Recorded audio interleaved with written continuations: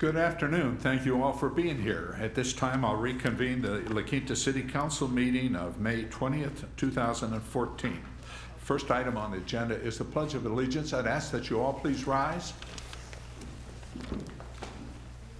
Place your hand over your heart and repeat with me.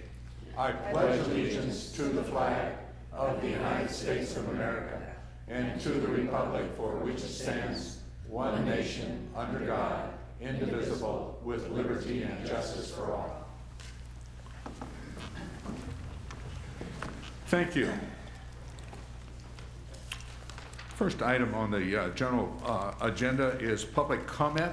Anybody wishing to speak on an item which is on the agenda, I'd ask that you please fill out a request to speak form. It's a form like this. It's in the back of the room, and give it to our city clerk up here. At this time, anybody wishing to speak on an item not on the agenda may do so. I do have one request to speak. David, is that Heckman? Yep. Yes, my name is David Heckman, and I live at 51555 Avenida Navarro. And I've watched the last council meeting on the internet, and I see you had a PowerPoint presentation in regards to sources of revenue in the budget and things like that. But I have a suggestion to the city that seems to me it's really obvious that you're not doing, and that's why don't you have landlords buy a business license? Every city practically in Southern California does this. I had rentals in Whittier. They passed an ordinance, and you don't have to have the public's input on this. You pass an ordinance like you do with your TOT tax. It goes through. It's based on the dollar income. Basically, this would apply to apartment complexes, individual family homes, and it would cost me $50 per residence for a business license. Landlords deduct all those business expenses from their state and federal taxes. They claim it's a business expense, but you do not charge a landlord a business license. You're missing a great opportunity. There's about 4,800 homes in the Cove. 25% of them are rentals. Not to mention all the other areas of La Quinta, all the apartment complexes. And it seems to me, I asked the city, what am I going to get for the $50? They said, you're going to get better code enforcement. Well, that wasn't necessarily true. I believe they just put all the money in a general fund, because I would all the time go round and round with the city. They didn't really do it, but of course what they tell you and what they do are two different things. And you probably know better than anybody that it would go into a general fund. It wouldn't require a vote of the public, therefore you don't have to worry about that. You just make an ordinance.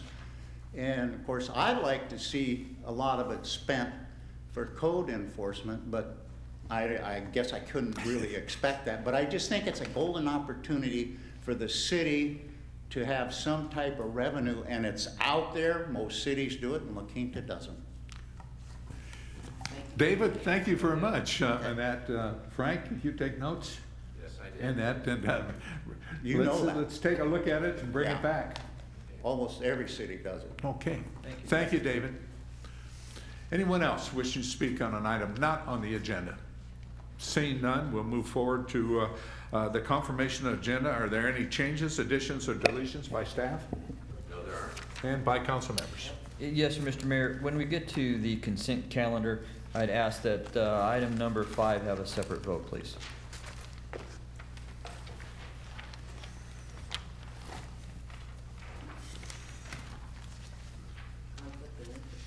Yes. Okay. Pardon? Okay. Number 7. Okay. All right. There are no announcements or presentations, written communications we have this evening, so we'll move on to the consent calendar. With that, Mr. Mayor, I'll make a motion to approve the consent calendar as amended. Second. Moved and second. Please vote. Motion passes unanimously. Now, we want to take number 5. Yeah, Lee, Mr. Mayor, on number 5, I have a conflict of interest as the party involved is a client of my firm, so I'll abstain from that item. Okay, I'll entertain a motion. With that, Mr. Mayor, I'll make a motion that we approve item number 5. Moved second, please vote.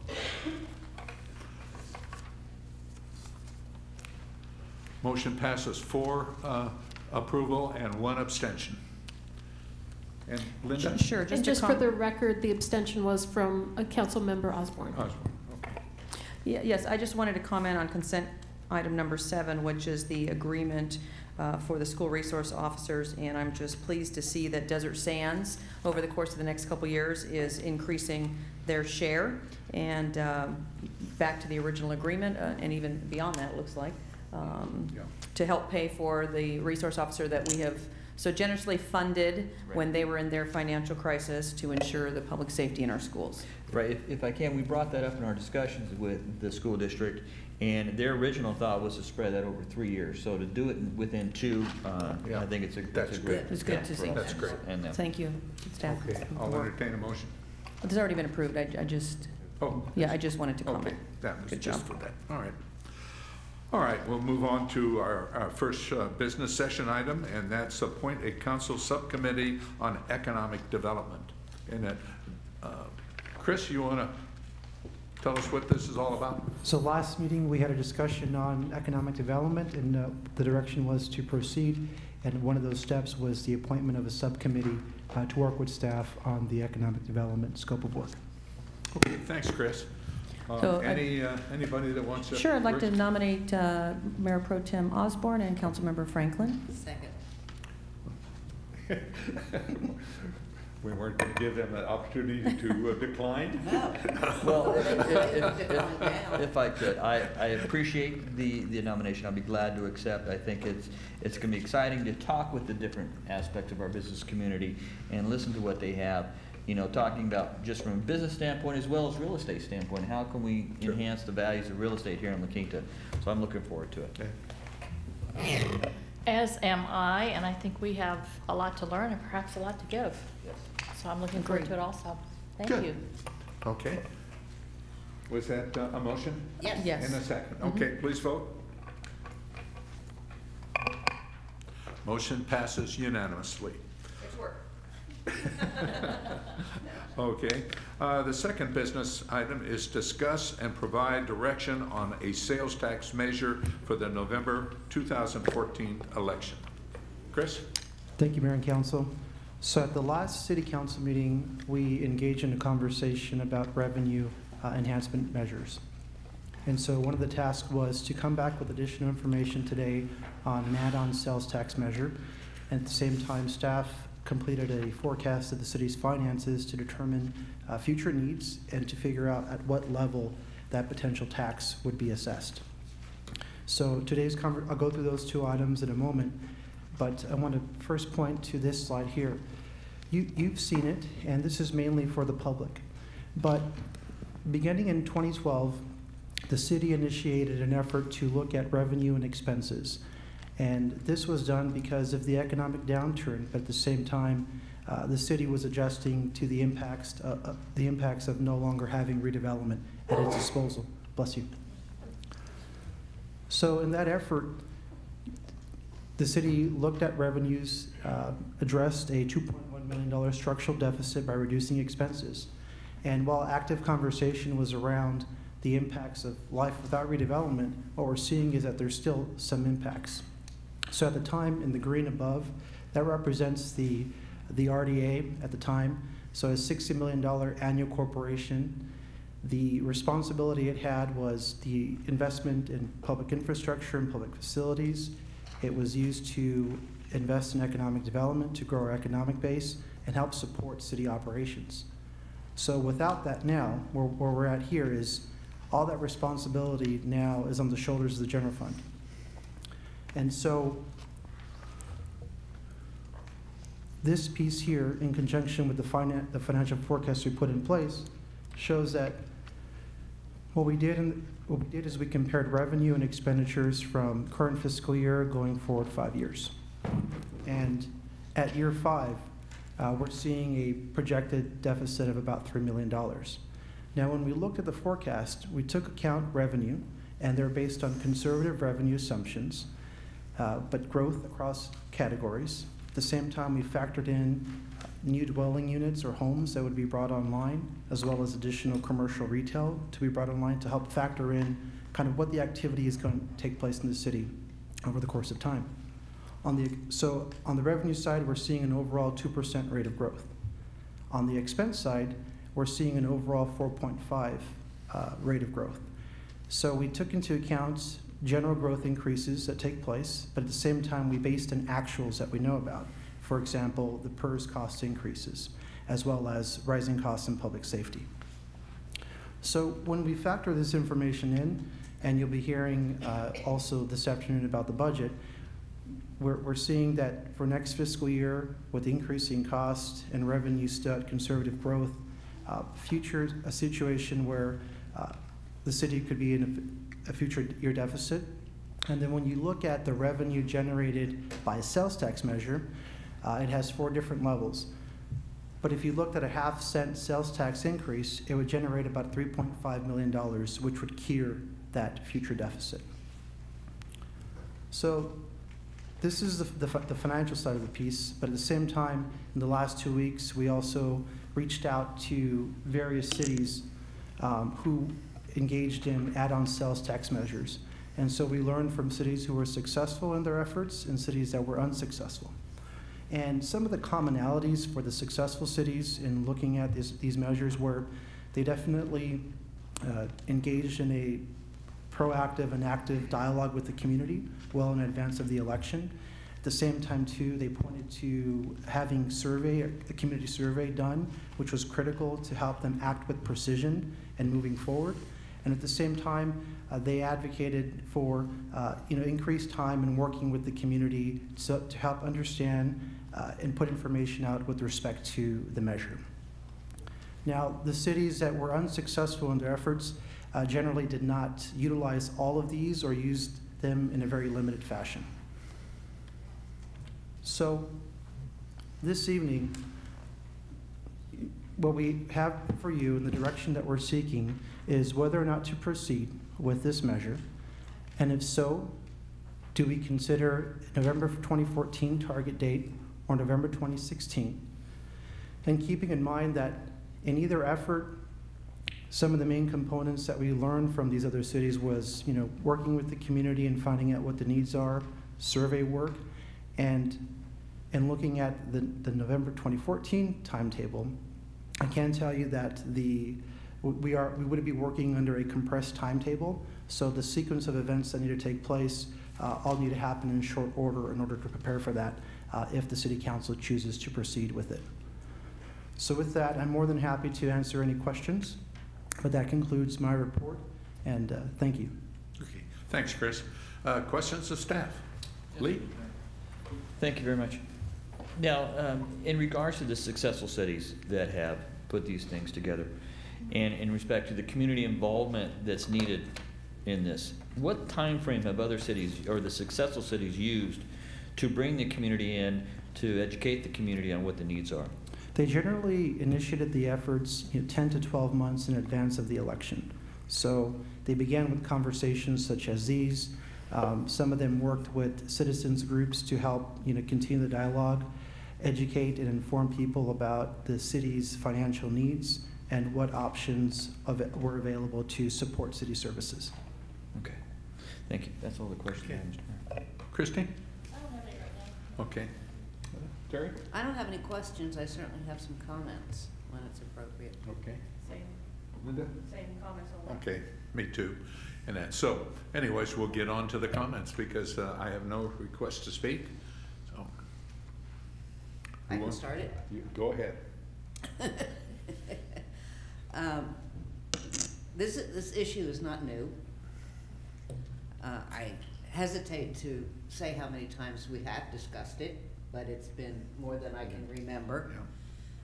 So there is a significant part of the community that is aware that this is a problem, that Basically starts out with the landscaping issue and the maintenance for the lighting and landscaping district. And that comes up every single year. So it's not, again, it's not new. And it's critical. What makes it critical now is that over the last 4 years or so, we've lost 25% of our revenue due to the Great Recession or Depression or whatever you want to call it. We've cut way back on our city staff.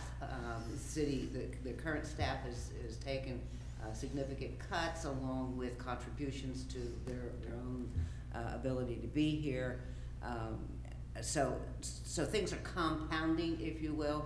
One of the things that I fear most in the future is what the state of California may or may not do to us as far as our ability to raise taxes.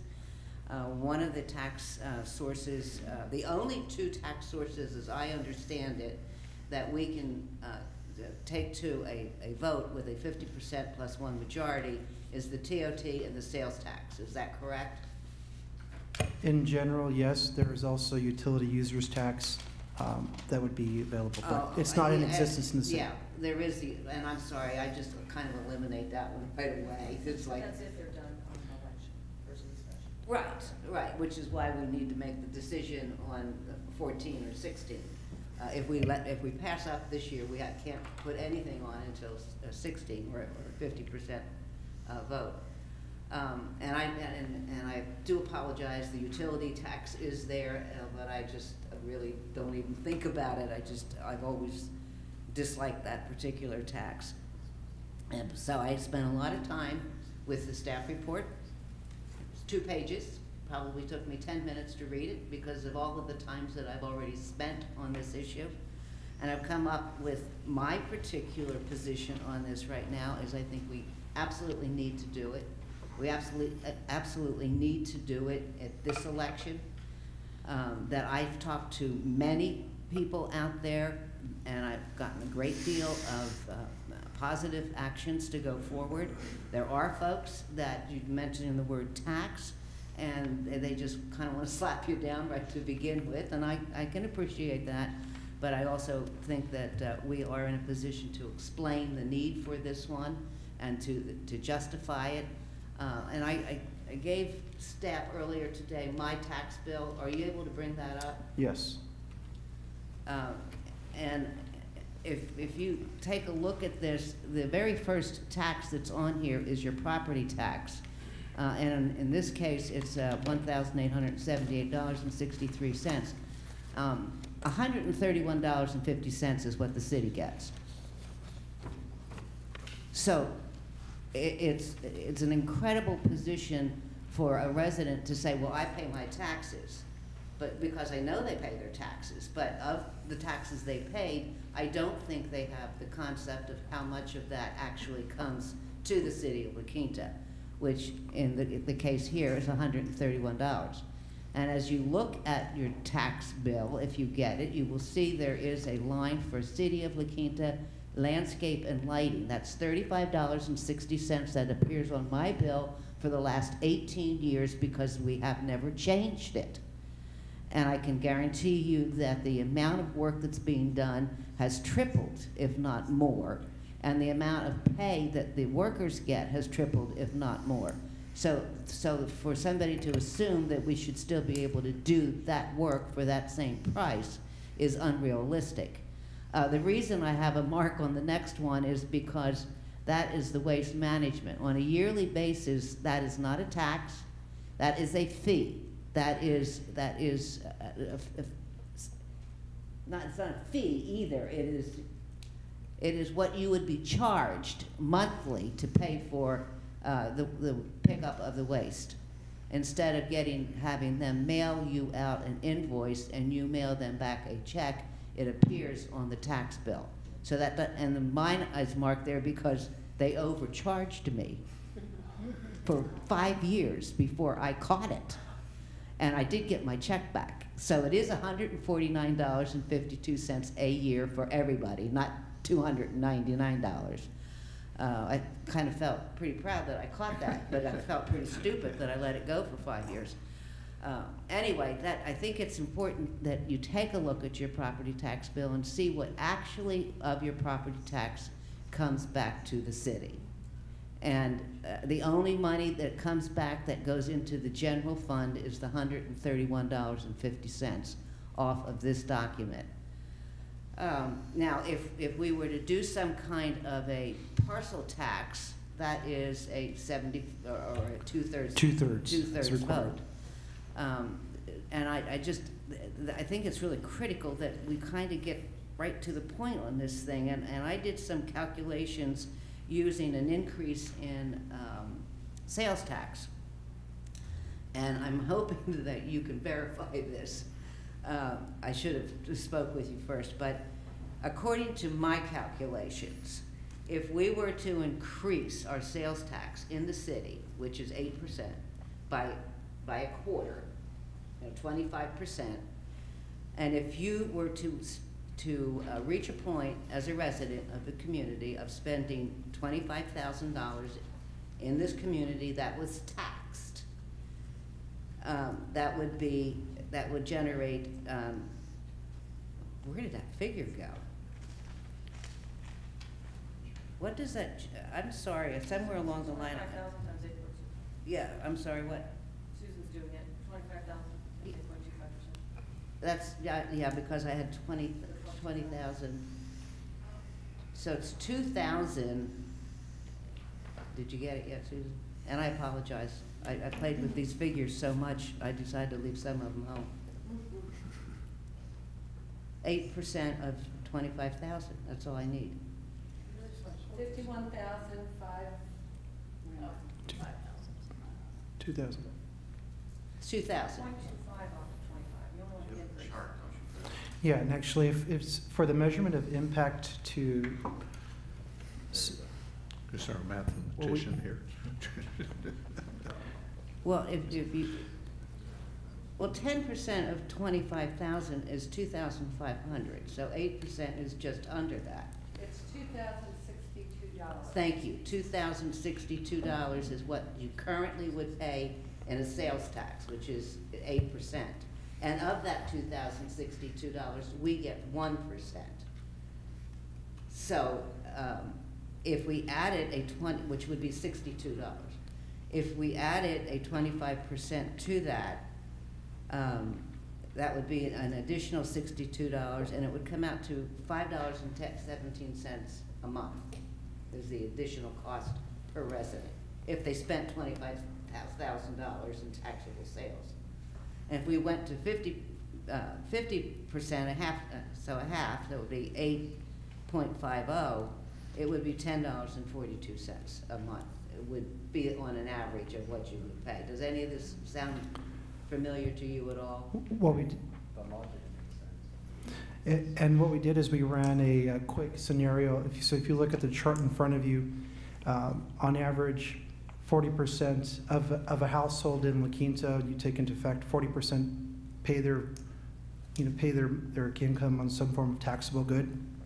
So at each threshold, so a family with a household income of 60 grand a year, we generate about 120 in total. But so from that household, an increase of a half cent would be about $60, which translates to about $5 per month. Okay, all right. Thank you. And we need to remember at this point too that we're talking about a tax that would be paid for by everybody that came to the community to purchase something. And that basically is, and there are many cities in the state of California that have increased their local tax in this way. So it's not one that we should shy away from or be afraid of. I think it makes sense. And when I start to look at, why am I so concerned about this? One of the reasons is our sales tax is not going to, in the future, it's not going to increase. It's going to continue to decrease because of internet sales. And when you buy something on the internet, you don't pay the sales tax on it. Now, there's some things you do, but some things you don't, which is why people are going there. So the sales tax is not going to be a growth factor for us. One of the other problems I'm having. We recently, I don't know if everybody on the council received one, but I know Dawn and I received a letter. I think I shared it with Lee. There was a letter that was recently written to Riverside County Transportation Commission, of which has a 50-cent increase in sales tax that goes for transportation reasons. They have, a person is recommending to them that they work very diligently to put a moratorium on cities' ability to have this kind of a tax, because this particular party feels that that should be all for transportation money. So there's the potential. I know I'm only talking about one person, but I'm talking about somebody that has some influence, and the legislature's always looking at ways to ding cities. So I'm afraid that we're going to sit here and pass up the opportunity that we have of having this kind of a tax. We've got enough issues out in front of us with the lighting and landscaping and the maintenance issues there. We've got the internet sales problem. I brought with me, here is my documentation on what the state is going through right now to try to, or what I should say, the League of California Cities is going through right now to try to solve the internet sales tax issue. And I was on the phone for 2 hours on Monday. We may get it solved, but I can guarantee you it's 5 years out. At least 5 years out, and it'll be an incremental solving, so it'll be drag out for another however many years that'll take. So we're down to you know, making a decision here, and I fear that if we went for only 25%, that in 2 or 3 years we'd be sitting around and saying, you know, hey, we need to, you know, what's wrong with us? That's what happened on the original lighting and landscaping. It was written up, it went to a ballot, it did not include in it the cost of living increases. When we realized that, which happened before Don and I were on the council, so you can't blame us for that. But when we realized that, we immediately looked at going out to bid to add only the maintenance or the cost of living. And in the meantime, the state of California passed 218, which prohibited us from doing that. So every time we reach out to try to do something and make it right and make it sensible, we get slapped down. We're partially in this problem also because they took the RDA away. I don't think we have time to play around with it. I think we ought to go. We ought to go this year. It's not a new issue. There's a lot of people I've talked to out in the community that are more than willing to have this discussion, more than willing to have these figures and to understand where we're coming from. We're not lying. We're not cheating. We're dealing with a city that is whole. It is wonderful. It's precious. It's where you want to live. It's where I want to live. And it's time that we just recognize that we're going to have to contribute a little more money to it. Thank you, and I apologize for not having that one figure right off the top of my head. I had it at home. Linda? Well, I believe we should wait until 2016. And the reasons for that, number one, it is it's a time crunch. We had explored consultants some years back when I was first on the council about how to approach this, and it was at least a 1-year advance. And while we could stir up and push this through November, the challenge is one of the things we've held off doing from a development standpoint is trying to do things during the summer months when a majority of our residents, a lot of our residents are not here. And they feel that they don't have their opportunity to have a voice or to be here and share their thoughts because they're snowbirds and they're not here and we're moving things through in the summertime. And this is that short time frame where if we'd be out educating and promoting the need, we'd be missing some of that component. The other thing is I believe we need a survey, and that's going to take time. It was a great success when we did it for the lighting and landscaping, and I was very impressed with the responses from the residents. We need to do the same thing in this process because that's the only way to get a gauge. And my concern is if we push it through for this November, I don't disagree that we need it, and I think if we do it, we should go 1%. but I think we should wait until 2016 and see what that looks like from an economic standpoint. If we push it through now and it doesn't pass this November, there's a good chance that in 2 years it won't pass again without the proper preparation. I'd rather do it once and do it right from a standpoint of having people understand. We are going to be going to the next item, which is our budget, and we're talking about a surplus of $400,000. We have managed our expenses just like we told our residents we would. We did cut staff, we raised fees, we raised use rates, we raised what we needed to help offset some of the losses that we've experienced in the past and making up the deficit. We're doing our job in that capacity, and while we do have some anticipated increases like the PERS costs and police and fire expenses that will go up, we're also looking at that economic development to see how we can offset that with additional revenue. So right now, I don't feel like we're in a desperate situation, and by all means, I don't want to get to a desperate situation before doing this. I don't want to be on the news like some of our other cities that they're in a financial, deficit and on the verge of bankruptcy, because we do a better job than that in La Quinta. We're balancing the budget. We're adding staff. We added a community services resource officer. We've allocated funds for Silver Rock to offset the lost revenues for the canal redo. I feel like it's not justified yet to be able to go out and talk to the community saying we need this. Yes, I believe we will need this, and it's clear that come 5 years down the road there's going to be a shortfall. I just think we need to do a better job in the preparation, and it's a very short time frame. And I'll be the first to say, I'll go out and campaign till I'm blue in the face to try to make it happen. But if I'm going to do that, I want it to be successful. And I want it to be for the right reasons. I want to be able to have the tools to be able to tell the residents exactly why down the road this is important. Because now, if we can save them a few cents, a few bucks, I think it helps. We have really pushed a lot on our community in the last couple years in trying to get us out of the hole post-redevelopment. And we've done a fine job, and I'm very proud of the work that we've done. But I can't support something going forward for this November. I can't do it. I'd just like to qualify, though, that we have time for a survey, and the survey could very well come out at a point of negativity to pull it. But Before July. Because we have to make a decision, right, by Right. July. Yeah. Well, We have to make a decision for the ballot by July, so if we Right. can get a survey we could get a survey, out that's right. and back and That's assessed. I would support a survey in that advance and engage that. I'd be fine with that, but I just don't think we can successfully achieve 50+1 this November on a sales increase. But yes, we need the money. Okay. Lee? Thank you, Mr. Mayor. I agree as well regarding the timing. I don't think we have the time to really help our citizens to understand what we're looking for. And at the same time, I think we need more time ourselves to really understand how much we're looking for. Whether it's a quarter of a point, a half a point, 1 point, I think we need to be solidified in how much we're looking for. And we've got a 5-year forecast, and I see a negative position in the 5th year, a substantial negative position. And so I think I agree as well that we need to do something, and I think a sales tax increase is a good way to help our city and the citizens of our city. But I think we need more time.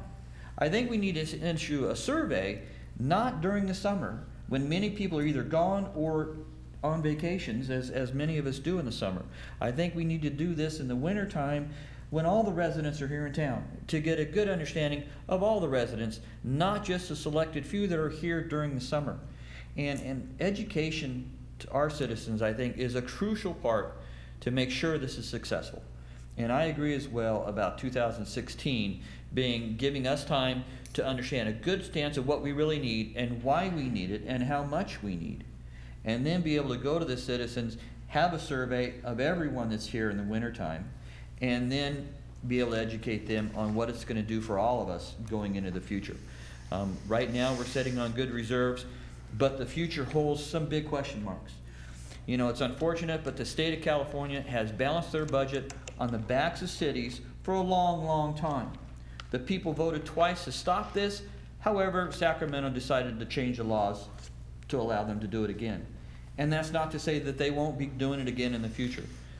But we've got to understand what we need and why we need it and how much we need to be able to educate the people of La Quinta and give them time to understand what we're doing. If we try to do it now, we send out a ballot in June, there's a substantial amount of citizens that aren't here in town in June, And I'd really hope to have more citizens give us their position on this as well than what will be available in June. So I think as well that we need to wait till 2016 so we can do a better job of telling everybody what we need and why we need it. Thank you. Christie? I have a question, Chris. What's the approximate cost to put this on the ballot? Because it's a general election, we're already incurring that cost for this year. Which is? Approximately, maybe defer to Susan on our election costs. Riverside County estimates it to be 50,000.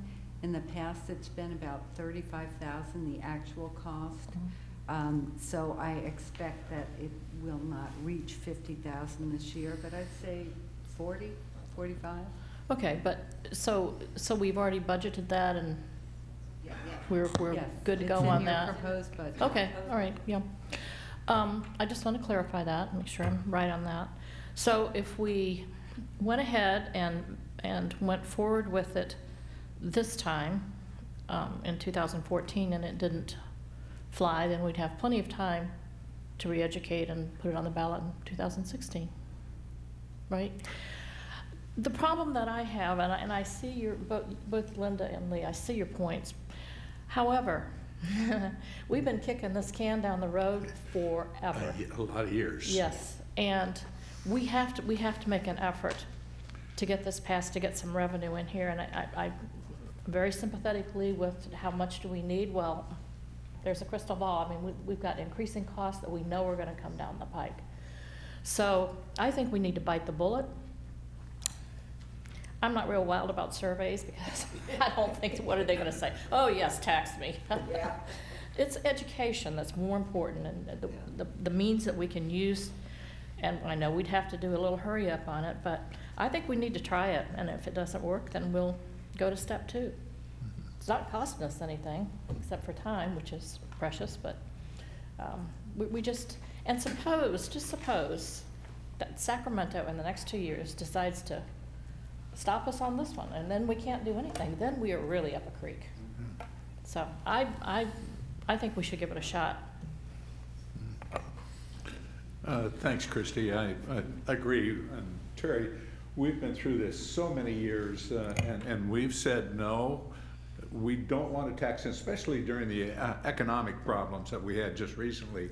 We said we're not going to tax our citizens. The interesting thing, and I don't know how true this is, but I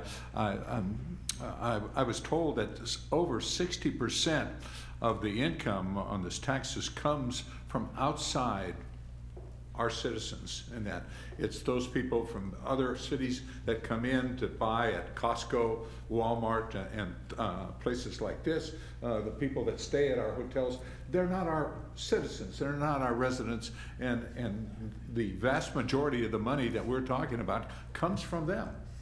And I think it's important that we move forward on getting this on the ballot as soon as possible, and that, like I say, we've backed off of this for so many years, and it's time that, as Christie said, bite the bullet and let's go for it. You know, it's interesting because it won't affect people that don't go out and buy or go to restaurants and things where the sales tax is, where you're going to be taxed. So you have the opportunity to either buy or not buy in that, and that's one of the things on the other issues that we don't have, because it's mandatory that you buy, that you are taxed in that. This way, it's up to you to make the decision whether you want to do it. And what are we talking about? A couple of cents? And that, to me, I think most of our citizens are knowledgeable enough to understand that we're not talking about a whole lot of money. And Lee, the comment about people going away during the summer months, many of those are not registered voters. These are snowbirds that come in, and they're not registered voters, and so they would not vote on the issue anyways. And I can't say what the percentage is, but you know, it's obvious that basically they would be affected, sure, but they're not registered voters, and they won't be voting on the issue at all. And I think it's time, and we've got an educated citizenry that I think understand our needs. Every time we turn around, inflation is pushing things up, and we just need to be able to balance our budget, knowing that we'll be able to provide all the services that are necessary, police, fire, those services. And we've got to be able to not go back into a situation we were recently where we had to let people go and we cut back on services. That is not our intent. So as far as I'm concerned, I say go for it. Let's take a shot. You know, if our citizens don't want it, so be it. Then we'll move on from there. But I think that they understand the needs of the city. And when was the last time we asked for an increase? Well, we have. we own Do you remember, $5.60. For how many years? do you remember the uproar that we had in these council chambers for a $5 soccer fee? Yeah, we sure Yes, do we did. remember that. Mhm. Yeah. And you know, years ago when we had the paramedic, and that failed Yes. twice. Yeah. We need to do it But right. that- Education took- is key, and time is key in my concern. But that was 2/3, and it only didn't pass by just a very few votes. And that's why I was there, always concerned about, you know, taxation and that, especially with 2/3, because, and we were talking, what was it, $80 a year or something like that, as I recall.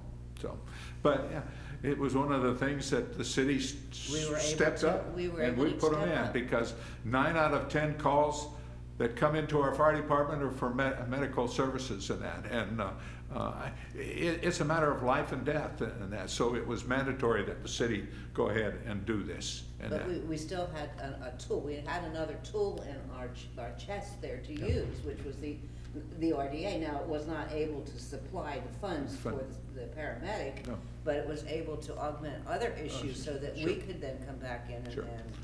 fund that. Yeah, but I just, you know, I just don't think I want to be sitting here in the next couple of months when people come up and say, when are you gonna do this again? How many times? It's embarrassing to be told by your community, when are you gonna tax us? And we sit here and say, well, we don't wanna tax you. Well, no, that's the last thing in the world we want. But I think the time has come that we need to move forward to be able to understand that we're going to balance our budget We in the are. next few years. And that's what they're presenting next, is a balanced budget with a surplus. right, until about year 5 out, you know. Yeah, so- But it's just, I understand what you're saying, but we should have made the decision then last year, when we talked about it. We didn't talk about sales tax last year. Whatever tax, we just kept putting it on the shelf. Because we had other business at hand to take care of our own house before we got Right. to that component. And, you And know, that's what we've done looked at successfully. Other tax increase, whether it be, you know, the landscape and lighting. And the rules consistently change coming out of Sacramento. So they changed the rules on how we can go. And so that has stopped us from a cost of living increase in the landscape and lighting and others as well. So, you know, where this is gonna go in Sacramento, I don't know. But my concern is education, educating the community and timing. understanding the community and what they want, and to be able to give them what they want. And I And so, agree with you. I don't think we have time. And I think staff understands the need to go out and communicate with our citizens to say, this is the reason. And I told Frank, I said, we need to be able to market what we're trying to do to our citizens, to tell them why we're doing this and what the cost is actually going to be. Another thing that I recently was informed of, if you will, is the terrific job that staff has been doing this last year in meeting with various groups, and how they've come out of those meetings with a better understanding of the city and where the city is. So I think in a lot of ways, step 1 has been done. I mean, how many groups have you met with? We had 35 meetings last year, and this year we've already had about 5. Yeah. Plus, every other week, both last year and this year, we've had a booth at the farmer's market to explain the city in general and discuss where the city's going. But I will say, yes, it is a job of staff, but it's also a job of the city council. Sure. And so if you're getting to that point of looking at something that would occur this year, then we need specific direction regarding a survey. We need specific direction regarding a city council subcommittee that can work with us as we start the next step. We need to be looking at what citizens we can get involved in this endeavor, because once it goes on the ballot, we can't touch it. Yeah. We can provide information, but that's it. Yeah. And so there's a series of steps that need to be undertaken, and as such, if the direction and the consensus is let's go forward in November, we got a lot of work to get started, and we need to start that this afternoon. Okay. Okay. Well, Good. I would propose that, because I'm still against the 2014, I would propose that we look at a survey very quickly, digitally, website, whatever it is, so it doesn't cost us a bunch of money, because we've got lots of emails. However we can structure that so it's not too expensive, and look at what the results are. If the results are mixed, then so be it. If they're not, again, I just think that positioning ourselves for a loss will make it even tougher the next time it comes around. And that's been proven. I think that's a great idea regarding the Before we electronic make- survey. I mean, we before we can make a set decision. something up as far as whether it be our website or a website that people can log on to with their address and giving us an idea from a survey standpoint. Will that give you time, Frank? Well, we would basically, in discussions with Chris, if we're going to move forward with that, we need to start tomorrow. Right. And so if that's a direction, then one, we'll need to find the money where we're going to do this in our current year budget. And second, I understand electronic survey. One of the things about doing surveys is that they have to be as snow white, clean, and pristine as possible. Otherwise, people think they're rigged. And so, Doesn't need to be too many questions. no, but we've already done some initial work. Chris has worked on these measures before in another community. So if the thought is to move together or move forward on doing a survey, we would need that specific direction. I'd also defer to Chris on any other items. I would like to make a motion that we do a survey before making a decision on the 2014. I'll second that. Well, I'd like to know, do we have time to wait for a decision? We would need to, we can definitely take the electronic forms into consideration, but Frank's correct in terms of when you ask the questions, how you set up the survey is important. And so, No, I'm talking about, do we have another 2 weeks before we have to make a decision as to whether or not we want this on the ballot?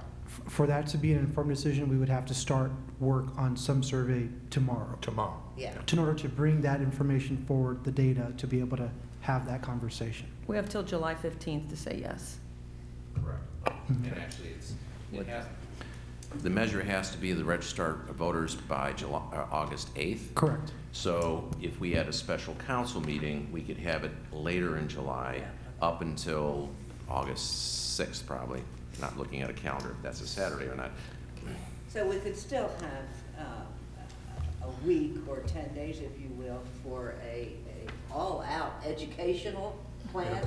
Lee, would you like to lead that one? No. No. I I don't- don't want to rush a tax increase for the city of La Quinta. I agree. I do Well, not I want to don't rush wanna it. rush one I think that's a either. wrong thing to That's why do I to the waited people of La 18 Quinta. years. Yeah. I will not participate in that. Yeah. Well, I'll go back to what I said before. I won't support your motion, Linda, and I'm not so sure about the survey. I think we just need to educate the public as quickly and as much as we can and move on with it. Here we go, waiting again, and you know, another 2 years. I mean, we can't. This is not something we can put on the ballot next year. And so and we're not doing it to our citizens, Lee. We are helping balance our budget. We're not doing anything to them. We're just raising the sales tax by whatever we decide to do it.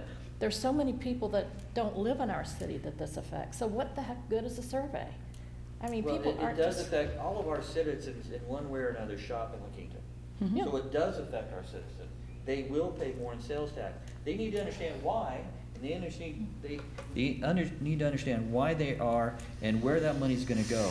And to rush something of this magnitude is my concern. So a survey, well, regarding the survey, in respect to North La Quinta and the landscape and lighting, a lot of us talked to a number of people that lived up there. And I talked to a number of myself, and I talked to people, and they said, no, we understand what you're looking to do. And we understand the improvements that it would make to North La Quinta if we all paid into this. Then we did a survey, and 60% of that survey said no. So though we talked to those that we know and that could understand it, the majority said no. So if we don't do a survey, I think we're doing an injustice to the people of La Quinta, that they need to understand what we're doing. And a survey, I think, should be part of it. And it's obviously been a key part of success for other communities.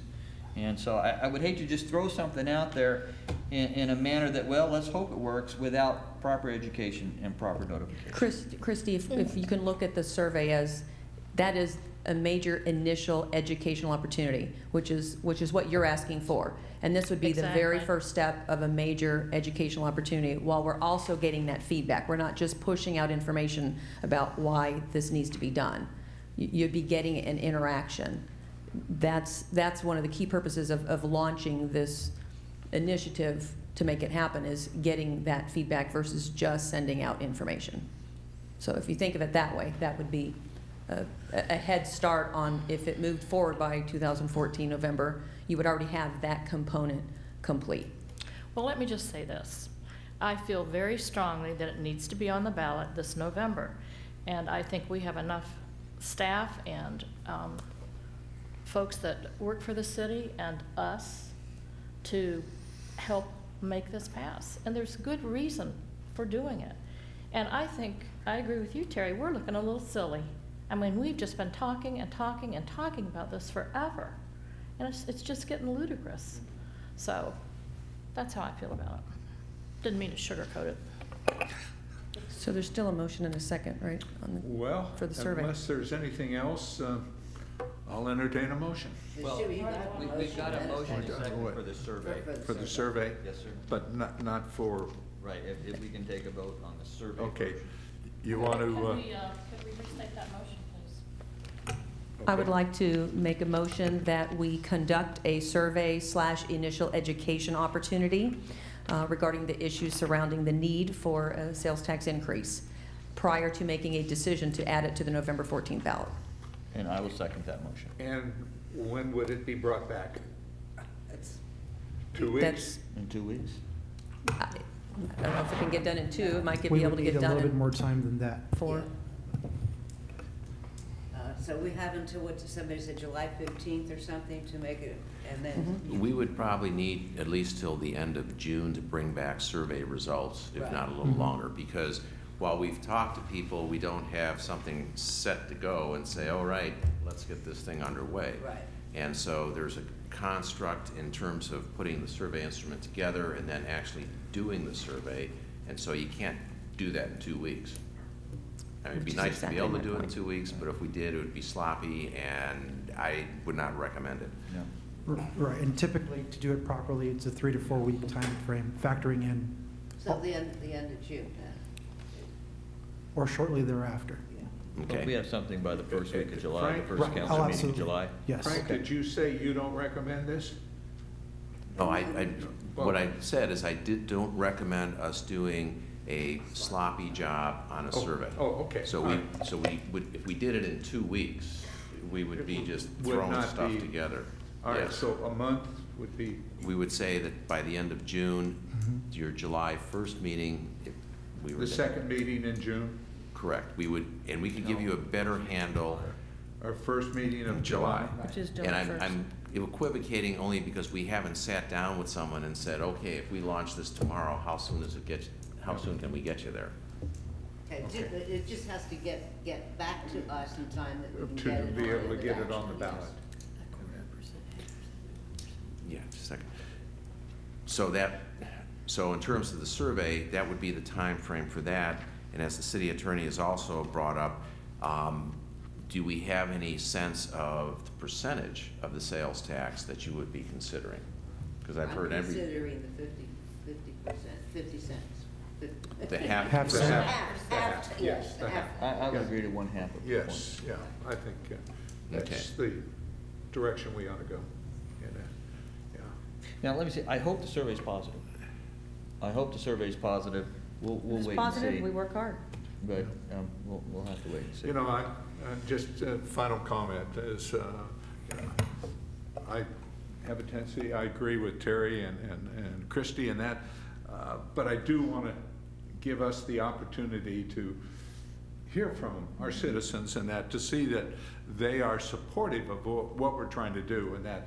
And if it's overwhelming that they don't want it, then I would have to say, whoa, wait a second, maybe we ought to hold off and that. But I'm willing to go along with holding the survey and seeing what the citizens of La Quinta really feel about what we're attempting to do. Hopefully they understand that we're talking about our budget, we're talking about the services that the city provides for our citizens. Right. And I'd also add, I understand reservations about doing surveys. You have to understand where we're coming from in that once we open this door to talk about a tax measure, then everything that this city does is under scrutiny. Mm-hmm. Yeah. How we handle ourselves, whether or not we're a unified voice or individual voices, how we conduct our financial affairs and the rest. And I've had this conversation with staff about the fact that if you think things are tough now, just wait until you go through one of these.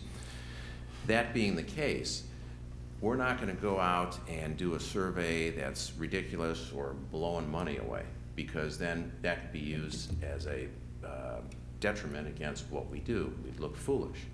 So it's very important that in moving forward, we conduct ourselves in a very professional manner and be extremely transparent. That's critical for our credibility.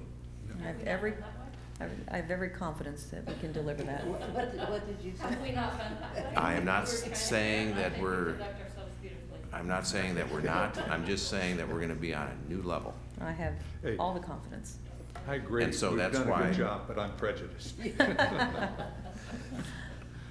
Okay, there's been a motion and a second. I'll comment real fast on the motion. I'm gonna support the motion because Linda was smart enough to throw the word education in there. And saying no now to that kind of a survey would make it sound as though I don't want to educate the community. So on the basis that that word is in there, I also think that surveys are, people that are negative are fast to answer surveys. People that are positive, they're just going around being positive about things and they don't I answer answer surveys and I'm an optimist. Well, you're also maybe a little strange that you answer surveys. I don't answer surveys. Wow. On the record. Hey, cut that, check that off the record. I know. Let's vote. Okay, please vote.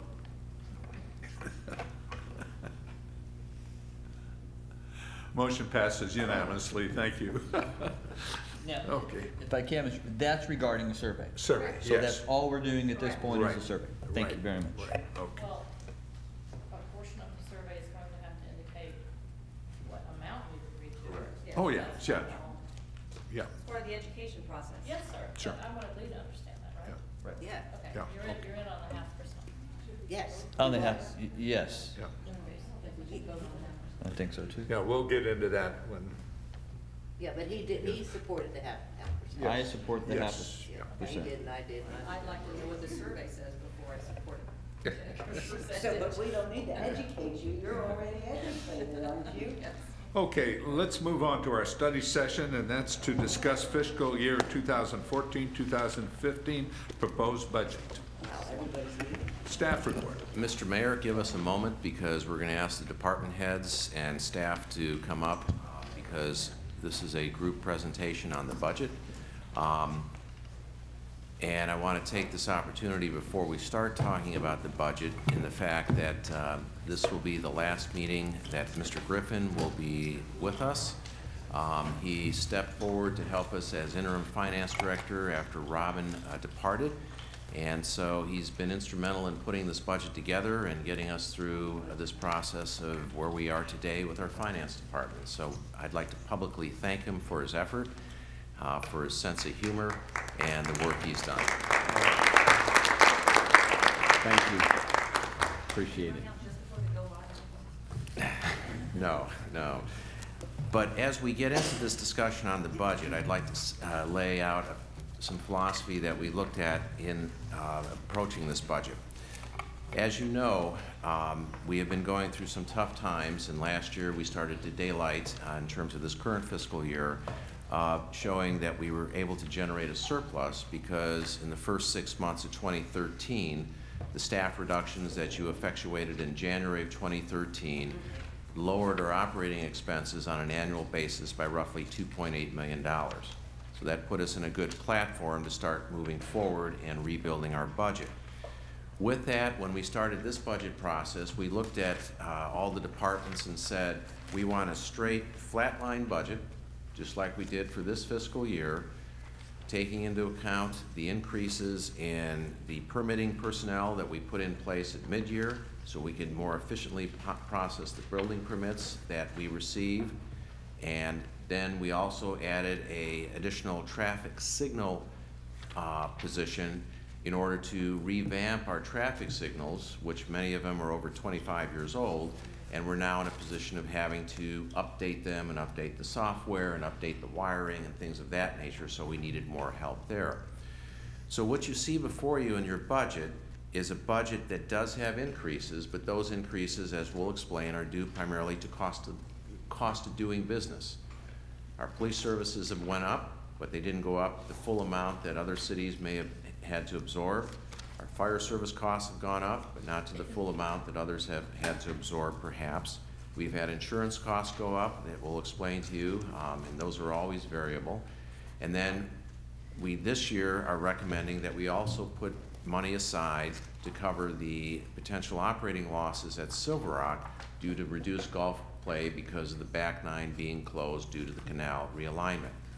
In terms of new things going on, other than buying 3 vehicles, we're proposing to replace 3 vehicles that are 10+ years old and are in need of repair and are be funded from the equipment replacement fund, not the general fund budget. The supplemental request that we would like you to consider basically calls for an additional spending of roughly $48,000.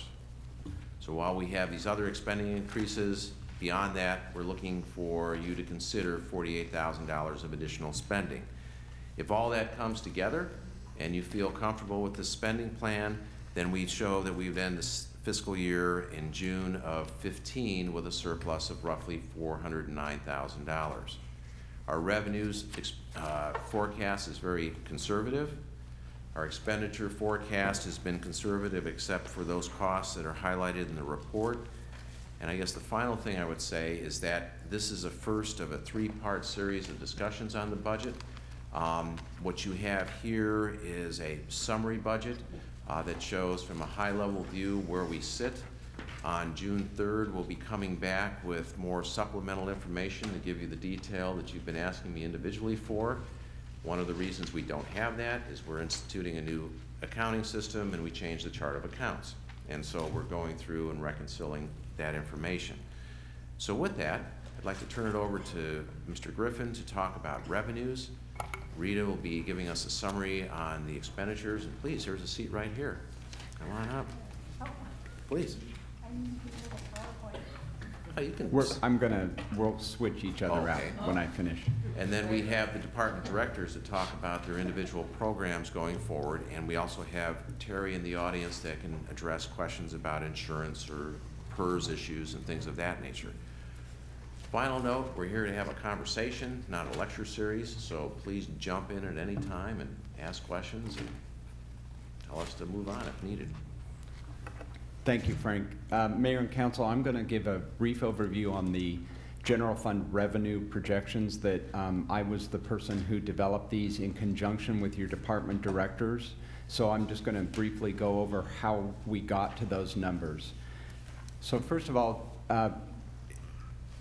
as I approach any revenue projection job, I am somewhat conservative, but one of the things that I do is look at the current year, where we are year to date. Are there any strange anomalies in that year to date money? I back that out. Then I talk to the directors here about growth in development services and other areas. We have the city utilizes a company called HDL to help us with our sales tax projections. They do a very good job, and I'll get to that in a second. But what we looked at this year was what would the growth be in the 4 major revenue categories in the general fund. And I have a slide on each one. We'll get through them real quickly.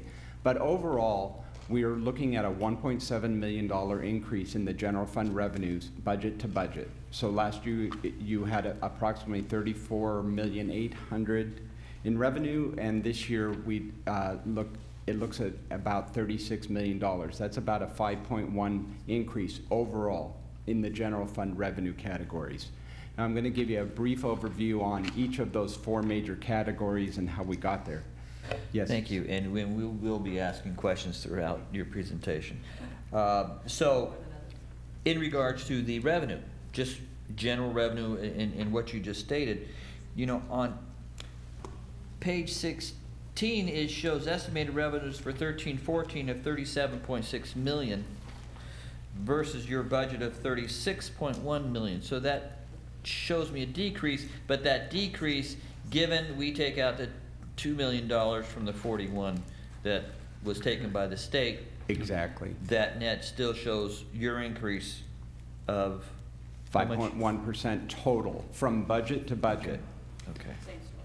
And it is a bit confusing because we have several columns there, but if you start with the original 13-14 budget and compare it to the 14-15 budget, that's where we see a 5.1% increase, or $1.7 million. Thank you. Now, as Councilmember Osborne mentioned just a second ago, one of the anomalies that we corrected for is up on the screen, and that is our property tax revenue by the end of this year will be $8.9 million.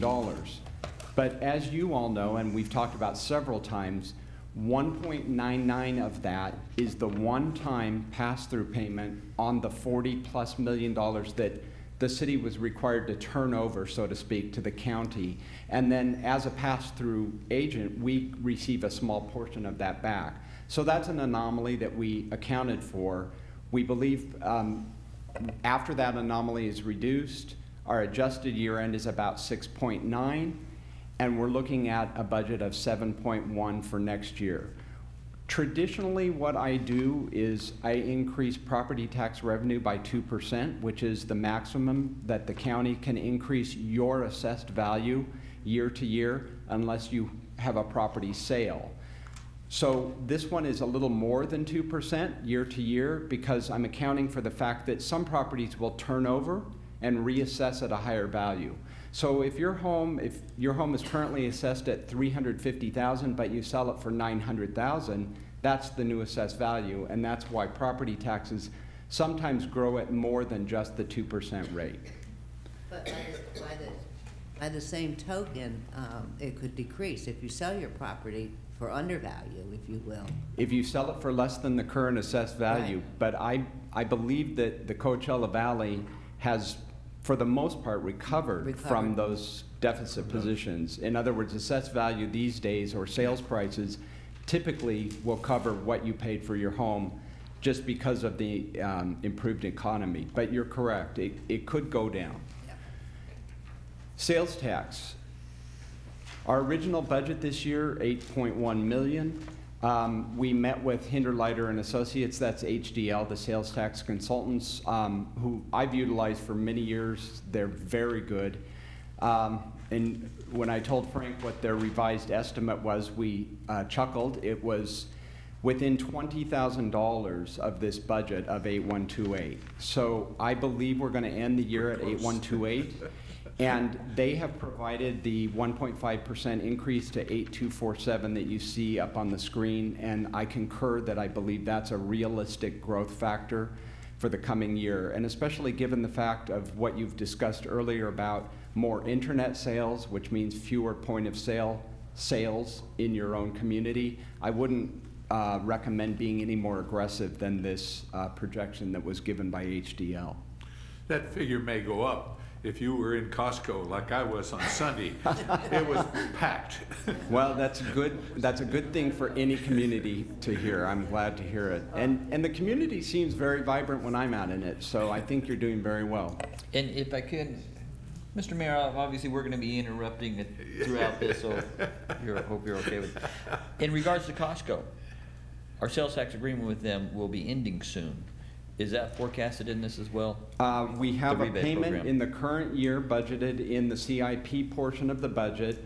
So the full year's payment for this year is still in place for 14-15. I don't know off the top of my head when it sunsets, but we still have a payment this year. Yeah. To But two of it your should be ending producers. pretty I quickly. think next year it Yeah. ends, Next year. I think. TOT, also known as transient occupancy tax, also known as bed tax. You may recall that at mid-year, your budget, $5.6 million. At mid-year, I recommended adjusting it up to $5.9 million. I believe we're going to hit that without a problem. I do not recommend increasing this at this time. We've had a consultant on board for 2 years working on the short-term vacation rental program. She's done a fantastic job of bringing in additional revenue to the city. I believe that this $5.9 million is your new base, what I would call your new base, and additional growth will have more to do with as you have either more properties, more hotels, or she continues to find people who are not in compliance and brings them in. But she's brought the vast majority of them in. And it's interesting with the TOT, I looked at the relationship between the short-term and the non-short-term income, and it really fluctuates from month to month. In other words, the percentage that comes from each. 1 month it's 9% is from short-term, and another month it's 14%. And it's all about your season and how it fluctuates so dramatically. And part of it is about the festivals in India, frankly. The Coachella and the other festival, that's when it spikes. So that's when you see more of those home rentals going on. Now, in regard to those short-term home rentals, last year at this time, regarding that, did we budget $600,000 increase? We had anticipated, yes, when we started that program, it was going to be 600 for the year. $600,000, We and got a number of people came to us saying, oh, it'll be much higher than that. Correct. But it ended up at half of what we had projected. For 6 months. I mean, we started And like. Well, is it, and I that's a don't, good question. Does this unfortunately, I represent don't 6 have the months? history to help you with this, but going back more than a year on TOT, hang on just a second, I'm sorry. 14. TOT. So 11-12, your TOT was 5,082,000. 12-13, the actual was 5,720. Last year, the budget was 5.6. I believe it's going to be 5.9. So you see the growth from 5 million in 11-12 to 5.9 in 14-15. That's a pretty significant growth, and I believe that can be attributed largely to the short-term vacation rentals. Well, we started that program in the 13-14 year. Is that correct, Les? We did, but it really has been the last 4 or 5 months that we've seen a big increase in the actual registrants. We're up to about 850, Yeah. and I think the really big telling tale would be March and April, which those numbers are still, that revenue is still coming in. So we don't know the full results of those 850 units. We'll know more in the next 30 to 60 days. But instead of last year's projection of 600, we're going to cut that in half to 300 and be more conservative? Which I think it's low. I mean, occupancy is up year over year in general, valley-wide. So with the exception of this extra 300 in the rental, we're showing 0 increase in TOT without the short-term rental. Okay. And I don't see Thank that you. balancing Yeah. with the increase in business. Okay. I warned you that I was conservative. We are too. Okay, let's get to the last slide for me, which is about development-related revenue. And it's hard to tie this back to one area. What I prefer to do is approach this from both Public Works and Community Development. Those are the two departments that really bring in the permit and fee revenue. We're talking about plan check fees, building permits, et cetera, all of those related revenues for the general fund. And so I take the detail of that information, and the original budget for the year that we're in was 1.4. I believe we're going to end the year about $30,000 over that original budget. And based on the input I got from Community Development and Public Works, and we did a lot of talking back and forth about those estimates, we believe that we're going to hit 1.572, which is a 9.8% increase. But when you talk with your Community Development and Public Works directors about this, they're confident, based on the activity that's going on even the last 2 weeks, that we're going to hit these numbers.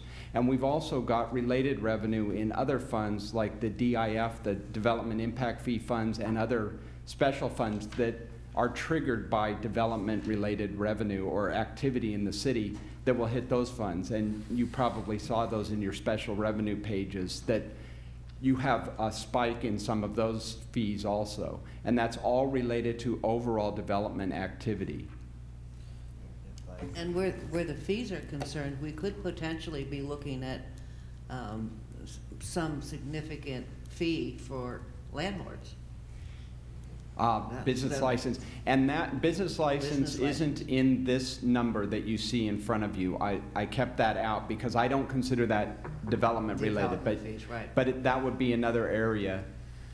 And in the staff report that's in the front of your budget and that was part of your council packet, we also talked about the fact that the fee survey that I had recommended, well, I didn't recommend, we've talked about making that an annual review of your user fees. That was conducted, and the city manager's office will be bringing that information on June 17th with the budget. From what I understand, there will be some adjustment, but not major adjustments. My recommendation for the city is that that's something you do on an annual basis so that there's not a shock. Maybe if you wait 5 years and you adjust your fees and they go substantially up. Or 15 so my or 20. recommendation as part of this budget process is to look at your user fees on an annual basis and make adjustments. I thought this category was a little too high, actually. Well, let me ask, I mean, in the past, on the building permits, past administration has done the budget based on 500 building permits. Maybe, Tim, you know, I don't know if this is comparable to that or it's substantially different. I don't know that we equated it to I know exactly what you're talking about. It was always a very conservative approach, right, because we never wanted to balance the budget on the building permit revenue. But I can tell you, I think we're being conservative even in the development projections, in that Les and I have seen a significant impact or increase in the building permit activity, the land entitlement, the maps coming in. All of that activity, especially in the second half of the year, was up significantly. But we're just projecting basically a flat. I think Les might have went a little bit more than that in his budgeting for resources to accommodate that. So we aren't, I think it's still a conservative approach, just basing our projections for next year as being flat to slightly up on the development side.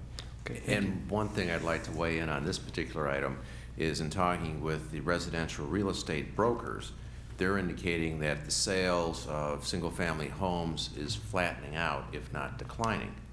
And so one of the things that we look at in trying to balance this is that, yes, building permits are going up, or let's say subdivision tract permits are going up, but whether or not that translates into final building permits, because demand could be dropping.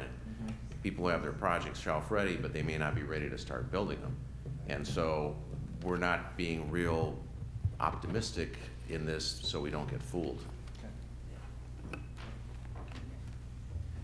So with that, I'm going to turn this over to Rita, your new finance director, who's going to go through the expenditure side briefly, and I'll be here to answer any other questions in the meantime. Oh, sure, Thanks give the for new all of person your the help. expenses,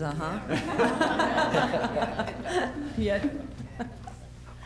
She can handle it.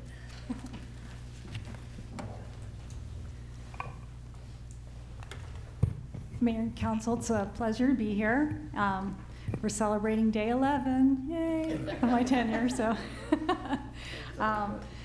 I'm here to kind of give you an overview of the expenditures, and as the city manager pointed out at the next council meeting, we'll have the supporting document that you're used to with the detail. We've had a little bit of issue with the transition to the new financial software and a changing of the chart of accounts. There's just a lot of cleanup and more manual work, so we'll get that for you at the next meeting. This year's budget, if you're comparing again budget to budget, the increase in expenditures overall for the general fund, and that's including contribution to the CIP and transfers out, it's about $1.3 million increase. So that's the adopted budget to the proposed budget. The city manager's direction to departments was basically to just maintain status quo, meaning if you wanted to increase your services or add new programs, that would be treated more as a supplemental request. So most of the increases that you see are due to what we call just the cost of maintaining service levels or the cost of doing business, things that are going to go up without changing any of those things. PERS rate this year was it was 14.66. It's gone up a little over 1%. I do think, though, in future years, with the actions taken by the PERS board, we're going to see much higher increases. This is probably the last year we're going to see a 1% increase. And then you all have taken action to lower the tiers. You have 2 tiers for classic members, and then PEPRA, the PERS pension reforms kicked in. So all those things over a long period of time, too, will help to reduce your PERS costs. If I could, regarding CalPERS or PERS, I mean, we've seen in numerous reports that other cities, and I'm sure us to some extent, are underfunded in our retirement planning. How much, I don't know, maybe you do or maybe you don't, but you know, you hear some substantial numbers. I mean, we've got a neighboring city looking to put $13 million into their program. Yep. Should we create some manner of reserves to be able to fund CalPERS up to where it should be versus just going along with their number yet staying underfunded to some extent? Whatever that is, I don't know. Well, they factor in, I think that's why you're going to see the steep increases, because they have taken an aggressive approach to get agencies to a more funded status. So they're, in essence, doing that for you by the actions that they've taken over the next 5 years to bring everybody up. Some cities are going to have more steep increases than others, depending on their unfunded liability, but that's one of the main reasons they've taken that action. And then the other aspect of that is that back in the roaring 90s and the roaring early 2000s, when the stock market was doing very well, PERS actually offered to various cities in California to reduce, if not eliminate, the city's deposit into the PERS account, because they said we're making great investment returns, so you don't need to do that. And some cities elected to not make their annual deposits of the percentage of payroll into the PERS account. And so now that the world's changed, they're coming back and saying, oh, you need to pay that up. And so this city did not elect to do that back in that time frame. We always made our contribution, even in good times and bad. So we don't have that one set of liability that you read about this morning in the Desert Sun that Rancho Mirage is looking at. Yes. Mm-hmm. But the PERS discussions that we've had have all been in reference to the extreme increase in what our premium is going to be for the next 5 years, because it does exactly what you said. Mm-hmm. It brings us current after the end of the budget. Do we know if Yeah. we're underfunded? Do we know how much if we are underfunded? The number that was bandied about in the Desert Sun was close to $9 million based upon some actuarial and the fact that people who have retired or will retire will live for a certain amount of time, and so they guesstimated all of that. And when we sat down, when Robin was here and said, let's try to figure that out, what we got from CalPERS was nothing we could decipher. So in the translation or transition from the previous finance director to the new finance director and dealing with the software and all that, we've put that one on the side, waiting until we kind of get through all these other things. Okay. Yeah, and you know, part of that discussion, and not to minimize the problem in any way, because it is out there and it is something that we need to recognize, but it also is something that you need to recognize that we're not short now. I mean, it's like a mortgage on a house, you know, and it depends on where the interest rate is. If it's a fluctuating interest rate, we could end up be over at some point too. But the last adjustment that was made by CalPERS was a re-actuarial, if I said that word right, a figure of an additional 2 years in lifespan is what created the tremendous, it was over like $5 billion, just by adding 2 years to that. So when you put all those things together, this is the way the future goes. And one other, It'd just be nice if we had a better handle on where the city of La Quinta is, so we could plan accordingly, and not just follow PERS wherever they lead us, but to really understand where our position is. we'll put that on the punch list of things to do. One of the other aspects in the discussion I had with some council members today as part of the briefing, there's the point too of, as we discussed when we reviewed the CAFR in January, and we were talking with the auditors, CalPERS up until that time did not allow any city to put money or advance fund any liabilities because we're in various pools given the side of our city. Per the article this morning, they may be reconsidering that and opening the door to allow that to happen.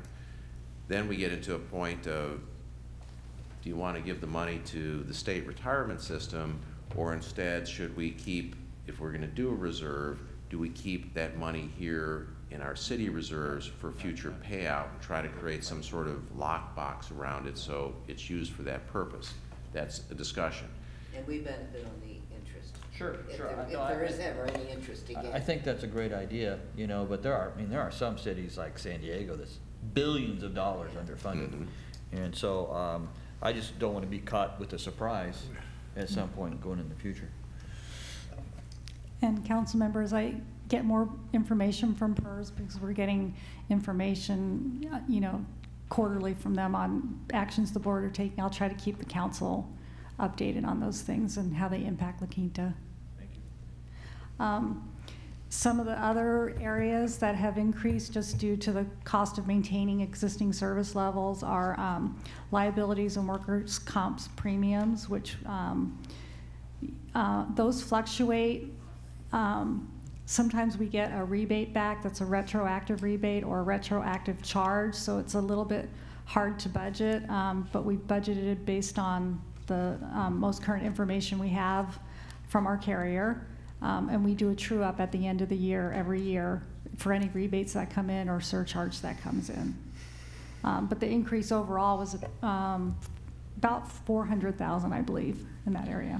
Yeah, the report, we've got $470,000 increase here based on a liability deposit, 209,000, and additional reserves of another 200. I mean, these are substantial increases on our insurance. And I don't know if we need to have someone look at our insurance and say, you know, is this too much or too little? Mm-hmm. Or is there some other issues involved that we need to look at? But I mean, that's a heck of an increase in our insurance. Yeah. That's huge. Other factors, when you're looking through the budget pages, the city has a history of budgeting within each departmental budget a credit for reimbursements from CIP funds, and I think this was an issue at mid-year last year. One of you had the question on why did some of the departments look over budget, but if you take away the credit for reimbursements, that gives you a better idea. But with RDA going away, there's just less projects to charge CIP time to, so you're gonna see those reimbursements go down, which makes the departmental budgets look like they're increasing. And one of the things we're gonna look at this year is perhaps changing the way we budget that so that we're not netting that reimbursement against departmental expenditures, because it kind of muddies the waters a little bit. So that's something we're gonna work on, since we need to work on the chart of accounts and those things anyway. And then increased internal service charges. Just some of the highlights overall, again, the police budget, an increase overall of about 2%. It's just for the, again, existing service level. One of it was due, 1% was due to the contract increase costs with the Sheriff's Department. And then you'll see in the budget, we budgeted some expenditures related to grants, but then there's corresponding grant revenue reimbursement in the revenues, but it does make the police department budget look about 1% higher. Fire department was an increase of about 2%, again, for the same level of service. They too, just like the city, have increased PERS costs and those kind of things that get passed on. Most of the increase is attributable to their personnel costs. They did change one position from a firefighter 2 to a firefighter 2 medic, which I think is in keeping with their practice that they're going to overall in Riverside County. It seemed like that was presented to us the last time as an upgrade to us, but it didn't appear that there was a cost associated with it. Do you agree? When we were replacing that, we had the opportunity of bringing in a medic, but I don't remember a cost increase for this year. No, I'd have to ask the fire chief to talk about the cost side. We did talk when Jody was here as part of her presentation on the fire service that we were making this switch. But whether or not the switch resulted in an actual increase, I think it was more of a contract cost adjustment versus the position. Yeah, but overall what has taken place in the 2% is generally the PERS cost. The other increase is, in fact, there is about $20,000 difference between a non-medic position and a medic position. And if Chief Gray didn't relay that, then I'm sorry to hear that. But there certainly is a... I don't remember that. It's worth it, by the way. Right. Definitely. Yeah, and we're trying to convert it coinciding with the fiscal year, just because that person left. We have a person filling in as what we call a temporary position. So we have somebody there, but we'd like to convert that to a medic. Perfect. Okay. Thanks for the clarification. Okay. Anything else?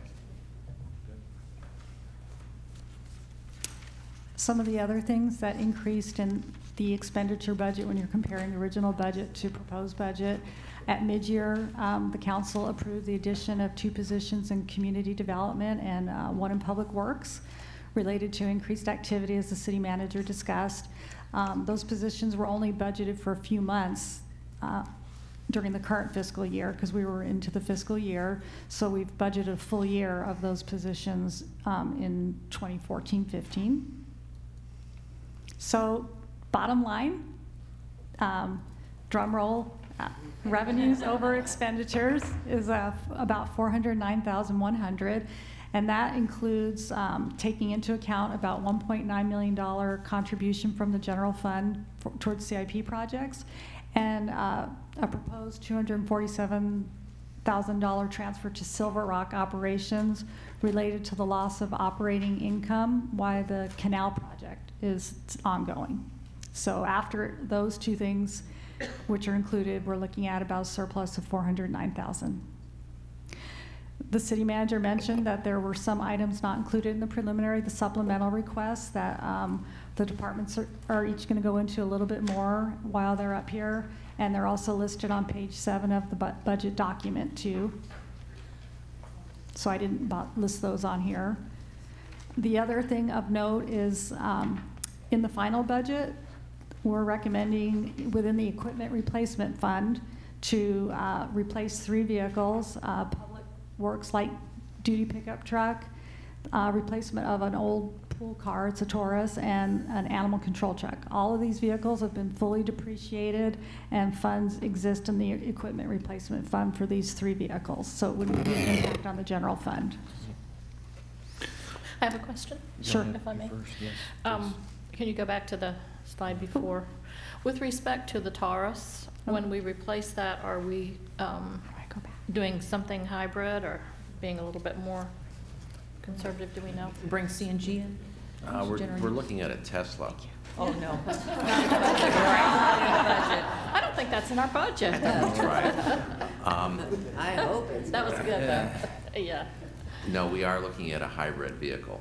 Okay. And through the state, we've looked at options buying through the state pool plus buying through local avenues and local dealerships.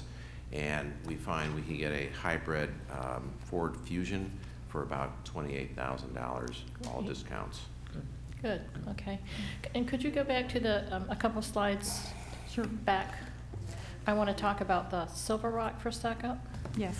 Okay, Frank, this 247,700 transfer to Silver Rock operations is loss of income, I assume? Is that Yes. right? Okay.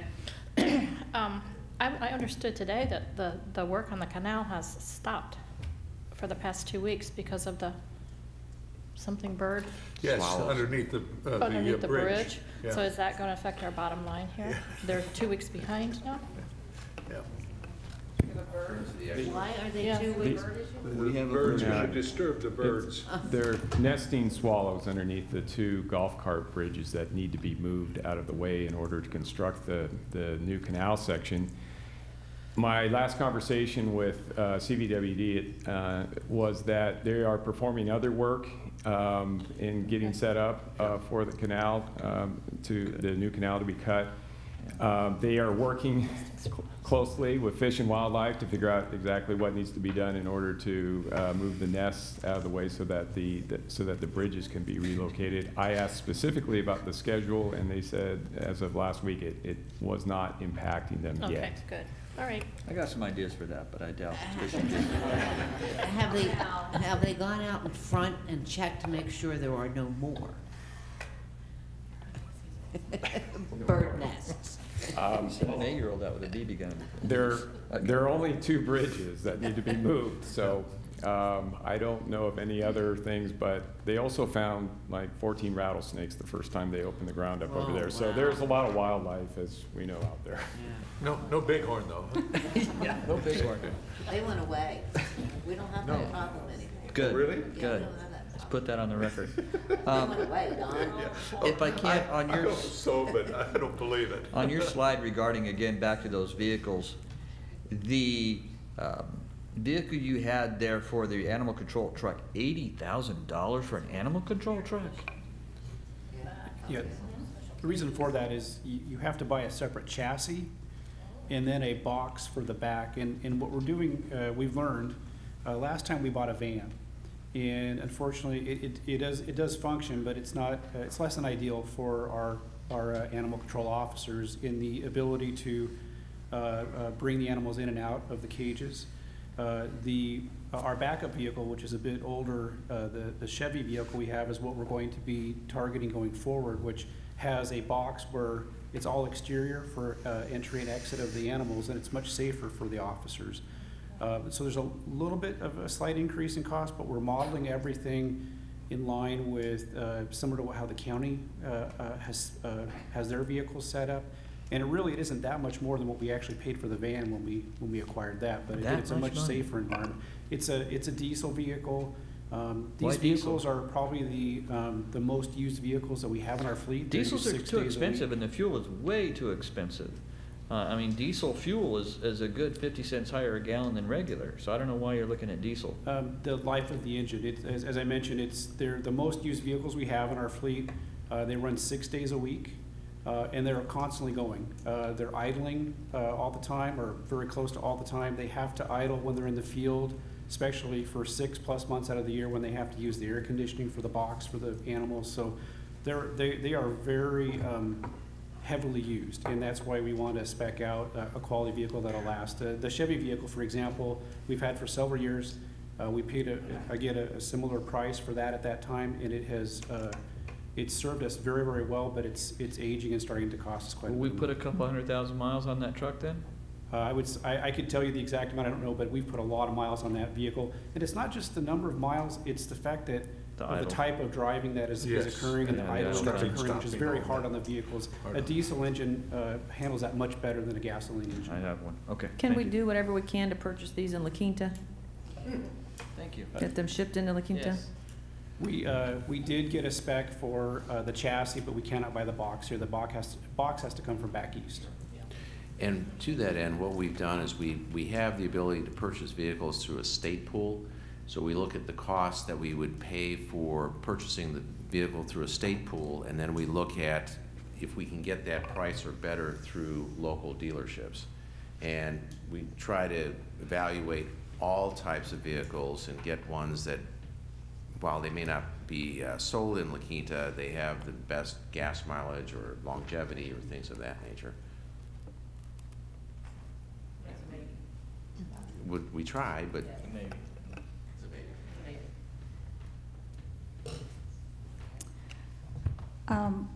Just 2 more slides, I think, and then I'll be done. The next steps are, as I said, on June 3rd, where we'll bring back the supporting document, and then June 17th is the target date for budget adoption. Final note, we kind of covered this, but I did want to mention again that we did run into some issues with the conversion with the financial software. It's been an ongoing major project for the finance department and the chart of accounts. So we're still trying to clean some of those up. So you might see some mislabeling in the budget document, but we will get those cleaned up and get everything to match up. We just kind of came up to our deadline of getting a draft budget to you for the 20th. But we are sorting through all that. And then also on the 17th, you'll get the fund balance, estimated calculations of beginning fund balances for all the funds. For the general fund, the fund balance projection would change by how much of the 409 you would put into reserves or spend, more or less. But we'll have all those estimated calculations for you on the 17th. Okay, if I can, regarding expenditures on page 18, where you have the general fund departmental expenditure summary. Towards the middle, under finance and central services, the central services for 2013-14 of 4.3 million, and it's going down in your budget down to 956,000, and the previous year was 800,000. So again, maybe that's obviously one of the big anomalies. Something happened in that central services department. If we could say what happened there. That one I can explain. For the proposed budget, usually in the Central Services Fund, the transfer out to CIP is in there, but to break it out so that you could see it as a separate item instead of just mixed in with Central Services, we had a footnote down there that it doesn't include the 2.1 million. We probably should have said it doesn't include it in Central Services, so you would have known exactly where it isn't. But once the budget is adopted, that's where that transfer will go into the CIP.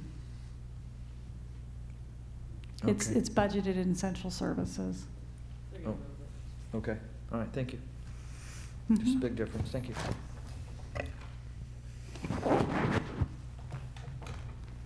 Thank you very much. Thank you.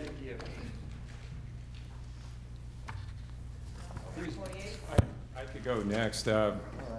As talked a lot about some of the items that are included in the Public Works budget. The budget is flat, as indicated in the summary. If you can wade through all the reimbursements, it's actually a slight reduction in the budget this year. Just the highlights, there's 2 divisions that had slight increases. Engineering services, where our new signal tech position rests, is now budgeted for a full year. I will say that it's paying dividends. As you can see today, Avenue 50 in Washington, somebody wiped out the controller there, and our signal tech is out there fixing it right now, as a matter of fact. That was one increase. The other is in the, for engineering services, we did a full year of contract inspection And that was in response, as I said, to predicting basically the same activity level that we saw in the second half of this fiscal year going forward for a full year. And in development services on the plan check side, we did the same projection. I'll point out, and those are contracts that are based on time and material. So if for some reason the development activity drops off, we do not have to make those expenditures, but the capacity is there, if you will, to be able to handle that. The other thing I'd like to point out is that, and it mostly affects the L&L and Parks budget in community services, is that we have not taken into account the possible effects of SB 7, which would require the city to pay prevailing wages potentially after the first of the year in 2015. City attorneys informed me that there's going to be a hearing on that in July, so we should know more after that. Of course, the other one hanging out there is House Bill 29 that could possibly require us to go to entirely away from contract services for our landscaping and our other maintenance contracts. We'll circle back in the fall if that looks like that's going to happen, but that might affect, like I said, the lighting, landscaping, and parks budgets if those were to occur. So that concludes my report. Be happy to answer any questions you have. I don't have a question, just a comment that I need to put that on my list as another reason to go out for this potential tax this November. Yeah, and I forgot all about that, and it's a critical issue that's going to hit us, and it's going to hurt in a lot of places. So, okay. Okay. Well, Mayor Council, I'll go ahead and go next. With regards to Community Development Department, we covered several items already, but just to highlight, we did add a permit operations supervisor position here recently, as well as our office assistant position. We're very excited to have those additions. They just recently happened over the last 2 weeks in our department. Though now we're facing some additional vacancies, but those are matters that we'll be addressing going forward. I wanted to point out, though, that there is one vacancy that is still identified in the budget. We're leaving it there, but we don't anticipate filling it this year, but it's a wait and see, and that's with our assistant planner position. That position was vacant last September with our assistant planner moving on, and we're continuing to keep that vacant going forward, but it is budgeted for this coming year. If that position is not filled, that's about $105,000 savings for the Community Development Department budget. We have a slight decrease in our professional services funds for the planning division, which we added quite a bit more into that area at mid-year to cover the assistant planner position vacancy. We have a slight decrease. The one positive of that is that with our new fee schedule, we're able to cover the vast majority of an expense for outsourcing that consultant service because of the hourly rate charge that we can impose on future permits in the planning division. I'm sorry? Is that roughly 82% that we recover of the cost of doing business? It's $143 an hour. So when we've calculated out with the planning applications a certain allocation of hours that add up to that whatever that permit fee is. When they exceed that allocation of hours, they're now into an assessment or a charge of $143 an hour. So when we're outsourcing that assistance, it's almost covering that cost going forward. So we anticipate with that mindset going forward that the impact upon the department will be less this next coming year, even if our activities remains as it did this current year. We also are continuing obviously our animal shelter services with the county, and also our after hours animal control service. This was our first year of that service, and we think it's functioned quite well. We're looking forward to that relationship continuing going forward. And we already covered the issue of the animal control vehicle. And I just wanted to point out that overall, in comparing approved budget this year in proposed budget, we're looking at about a $45,000 decrease within the Community Development Department. So we took the task very seriously that the city manager pointed out of trying to keep a the same amount going forward, and even with the addition of the staff that I've identified, we're maintaining that same budget going forward. So I have a question for you, Les. In terms of the short-term rentals, going back to the consultant and what she's been able to yield in terms of the 300,000 TOT, do we need, it seems like fairly good return on investment. Do we need to put more resources towards that, even on a part-time basis? If we, is it she had capacity not able to get more? Do we think we've maxed that? Because again, the projections when we started this program were much higher. Right. And it was a conservative 600 a year, so if we need to put more resources toward it, I think that's money well spent. Pat's better to answer that because that function is actually through the finance department, Okay. not through community development.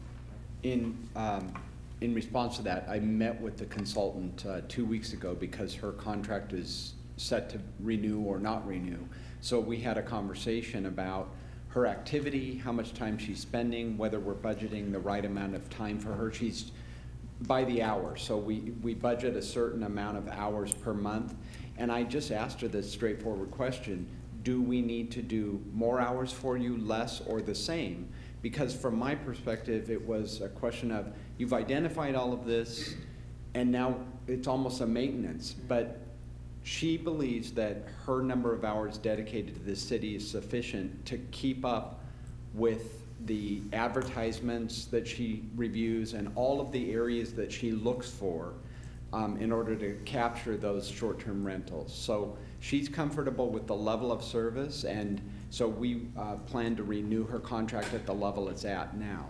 She's doing an excellent job, and she's working for every city in the valley. That's I guess that's what my concern is. She only has so many hours to give if she's working, and she's very good. But are our staff engaged? Can we supplement that with some additional duties of our team to identify non-permitted? I think that's an excellent suggestion, and it's something that Rita and I are going to talk about before I leave. Even though I'm leaving tonight, we're going to be talking some more.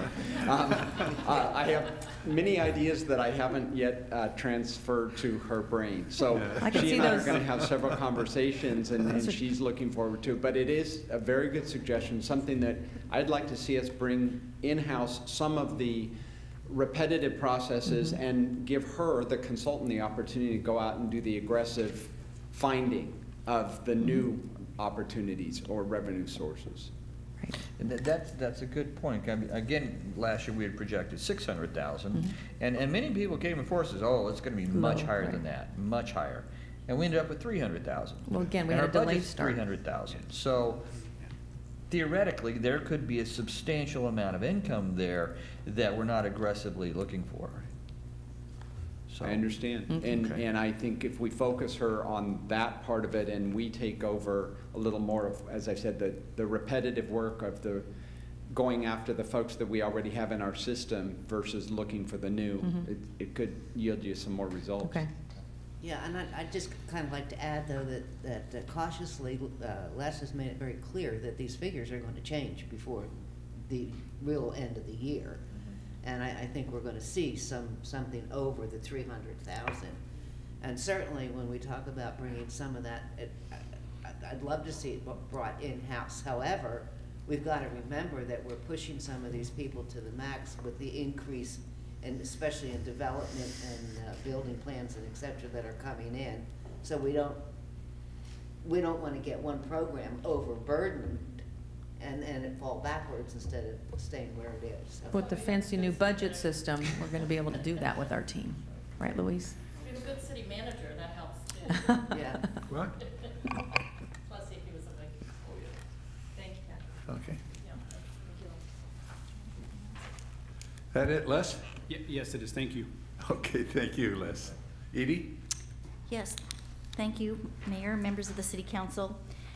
In the community services budget, we actually have a static budget as well. We're actually about $300,000 less than our 13-14 amended budget, and that's for several reasons, and I'll walk you through some of those. But one of the things, of course, as you know, is that the senior center, fitness center, will be closed for a portion of that year, of this next fiscal year, from April through December.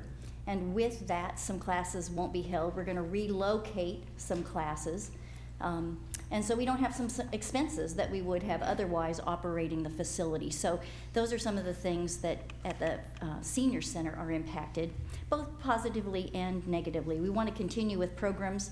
That's why we're asking you if we can put a little bit of money to use Franklin Elementary to relocate the existing programs that we have there until we're able to move everybody back in after the first of the year. The same thing is true with some of our recreation programs. We'd like to relocate and add some recreation programs in the north end of La Quinta, just as we did when we rented the fields at Colonel Mitchell Page prior to putting the lights in. It gave us an opportunity to see what kind of market share we would have by adding programs. We think that makes some sense because they have 1,000 kids practicing 4 nights a week at that location. So we think maybe renting the space in the multipurpose room a few nights a week for teens and adults while their parents are practicing might make some sense. So we're going to try that too and see if that doesn't help. And we think that that also, we do that now. We rent some space at the high school right across the street from La Quinta Park. And this will add another location for recreation programs, primarily adults. We're kind of hard for people to come out and get their children in some evening things, but we're going to try that and see what kinds of things people are interested in doing. Thank you. I think that's great. I appreciate what you're doing there for that area. And it gives us some idea of what's going to be popular, so we'd like to really try that and do it. And this is a pretty inexpensive way to try it, so that's the thought there. Kind of like a survey that provides additional information, education. Education. That's an opportunity. We'll have a yes. Sure. Good place to start. It certainly is, because both fields have lots of kids and parents there. So they sure do. We might want to think about that as a location for some setups on Saturdays. Yeah. They should see them on Friday night at flag football. And Friday night, 500-600 kids. That's right. Yeah. Saturday mornings in soccer is just packed. You're right. It's amazing. It's great We've got service. 2,000 kids playing at La Quinta Park and the Colonel Mitchell Page any Saturday morning in this fall. That's great. It's crazy. That's great. And it's good. It's exactly what we want kids moving. It is. I tell you what, I mean, living up there and looking at those parks, nothing makes me feel better setting up here as a council member than when I see those parks full of kids and families. You know, it really brings it all back, and it's great to see that. It is, and it fits with our healthy eating, active living stuff where kids are exercising, and if we can run some exercise classes in Colonel Mitchell Page for adults, that might be facilitated in concert with the Eisenhower Wellness. Right. We're talking to them about some possibilities, so that all may fit together nicely for us. Yep. Your library, that budget is very similar to what it's always been. And we greatly appreciate having a very healthy materials budget. And according to the members of the school board that sit on that Friends of the Library, they tell us there's a direct correlation between the amount of money we place in that and the test scores at schools. So we want to, as much as we want and can continue to do that, that's really good work, and so we appreciate that, and they've been able to do a lot of work there for all ages by keeping those computers updated and doing more and more things that are educational as well. So they'll be staffing that with, you'll see more programs next year coming out of the library. Great. And the same thing is true with the museum. We're going to be putting more emphasis on the programming that takes place there, not only the historical programs, but other programs at that facility. We want to use our buildings up. I mean, we want to have them filled. So we don't want to use them up. Yeah. We just want to use them. yes, we want to use them and make them make people enjoy and have people be able to attend lots of things at those facilities. As well as the Boys and Girls Club too, I hope. The over Boys there and to Girls keep Club. Those programs. Yes, and we added an extra day at the Boys and Girls Club in the evenings to be able to do that, and that provided a little extra revenue for that facility as well, so that's good. Marketing and community relations, we just talked to you about the marketing budget 2 weeks ago and what we plan to do there. So that budget's pretty consistent with what we've done in the past. We continue to use part of our money for digital work, part of our money for print and other types of media. We have collaborative efforts with a lot of our partners and local businesses. We're going to continue to work on that and expand that, hopefully, to get other businesses to partner with us in some of our collaborative work. We'll find out, won't we? Yes, we will. Part of our economic development. Economic Yes, development. and that's true. That'd be great. And then the last piece is the public buildings, and so that budget is in there too, and that's taking care of City Hall and all of our facilities, so all of our janitorial. We were able to completely do a facility needs assessment last year, so we know the ongoing needs of our buildings as they age. And we'll be able to work on that and place money into the budget. Just as we had the inconvenience of the HVAC system here last year, we got that all taken care of, LED lights. Thanks to Tim's crew, we got that all in place. And you're making changes and we're making improvements to the senior center, that will all be in good shape. So, and most of our other buildings are relatively new. So we're making impacts and headway in that. One of the buildings that we do need to pay some attention to is the Y building. We need to do some work there. We've got lots of children there that are there for preschool daycare, so we need to do some work there and do a little maintenance work there, both inside and out in the building, and we're going to address that next year as part of the budget. Edie, if I can, regarding the new Community Wellness Center, when do you see you're going to start creating that membership program with the dues? We're going to be bringing that back to you this fall with new fees and start getting that information out with the recommended fee schedule that you'll be seeing. And then we anticipate people having a dedication after the first of the year and really selling those like hotcakes. We think that there'll be a real market for that, both existing people using the facility and people throughout the community. Great, thank you. So that's, I do have a few items if you want me to walk through in any detail some of our additional requests. They're all based on things community members have said to us. I think I mentioned many of them. The funding for Colonel Mitchell Page for rental space, the addition of part-time staff. We're not suggesting any new full-time staff be hired, but we do need to supplement with part-time staff because our intent is to open when people work out. And people in this community work out as early as 5:30 in the morning and as late as 9 o'clock at night. So that's how our schedule would look, Monday through Thursday for sure. And then we'd be open probably till 8 on Friday and some hours on Saturday. So we want to supplement the existing staff with part-time, early hours, and evening. So that's the number you see there. The staff I mentioned for Franklin, and that's temporary. That will go away once the center opens. We just need we need part-time staff there managing those classes so that there's somebody to speak to. Dog park overseating. I never thought I'd be saying to you, but those dog parks are so heavily used, by our community that they are in some areas worn. And so our agronomist in the group says that if we do some overseeding, it will actually help take care of the Bermuda grass that lasts throughout the year. So are we gonna oversee people parks? The people parks that we rent, we will overseed. So that would include the ones you've seen. The campus is overseeded. The rented portion of La Quinta Park is overseeded, and Fritz Burns Park is overseeded. So the other ones will not be overseeded? No, and they have not been for 2 years, and we really haven't had anybody complain to us about that. Some people thought it was not a bad idea. So, but the dog parks, we need to do that because they're down to dirt. They are just worn to dirt. So to be able to take care of them at that level that people are, we need to do that, and it's not that expensive to do it. And then the last is tree pruning, and this actually comes as a request from community members as well. We think it's probably makes some sense too. We cut that back to safety only. When you do that, it's not thinning it enough. And so when we have high winds, even established trees, we've lost some this year throughout the city. So this is citywide, and we just think we need to put that back to take care of our the trees that we have now that are even the ones well established. Probably money ahead doing it that way. We think so too. I mean, replacing full trees can get very expensive. So that's it for me. Good. I have a question in that for the council, and that I've talked to Edie about this.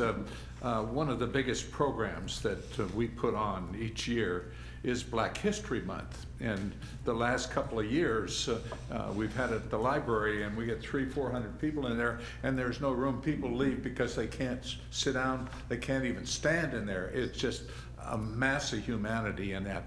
I talked to Eddie Gilbert, who puts the programs on, And he was saying, well, you know, he's laid out the money out of his own pocket to put the programs on and that. And he said, you know, to be able to provide a space for our citizens that come and watch it, he says, we're gonna have to go to some place to rent it. And he's just saying, you know, financially, you know, I'm not just able to do all this and that. It's bad enough to help pay to bring in the entertainers that entertain.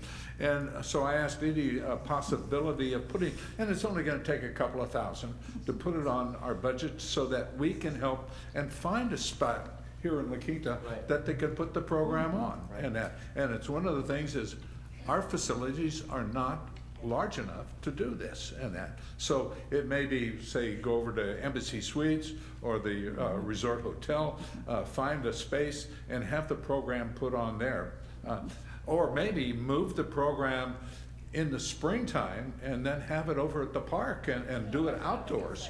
And that might be an option. I think it all has to do with the National Black History Month. Yes, yeah, and I understand, but you know, it's one of those things. How do we handle it? Because Eddie says, should I continue with the program?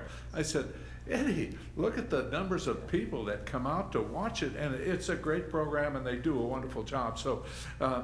If maybe to stay with Black History Month, that maybe we should add a couple of thousand is all it's going to take to be able to put the performance on and keep it here in the city of La Quinta. If the council would like to see us do I that, can we see could add that too.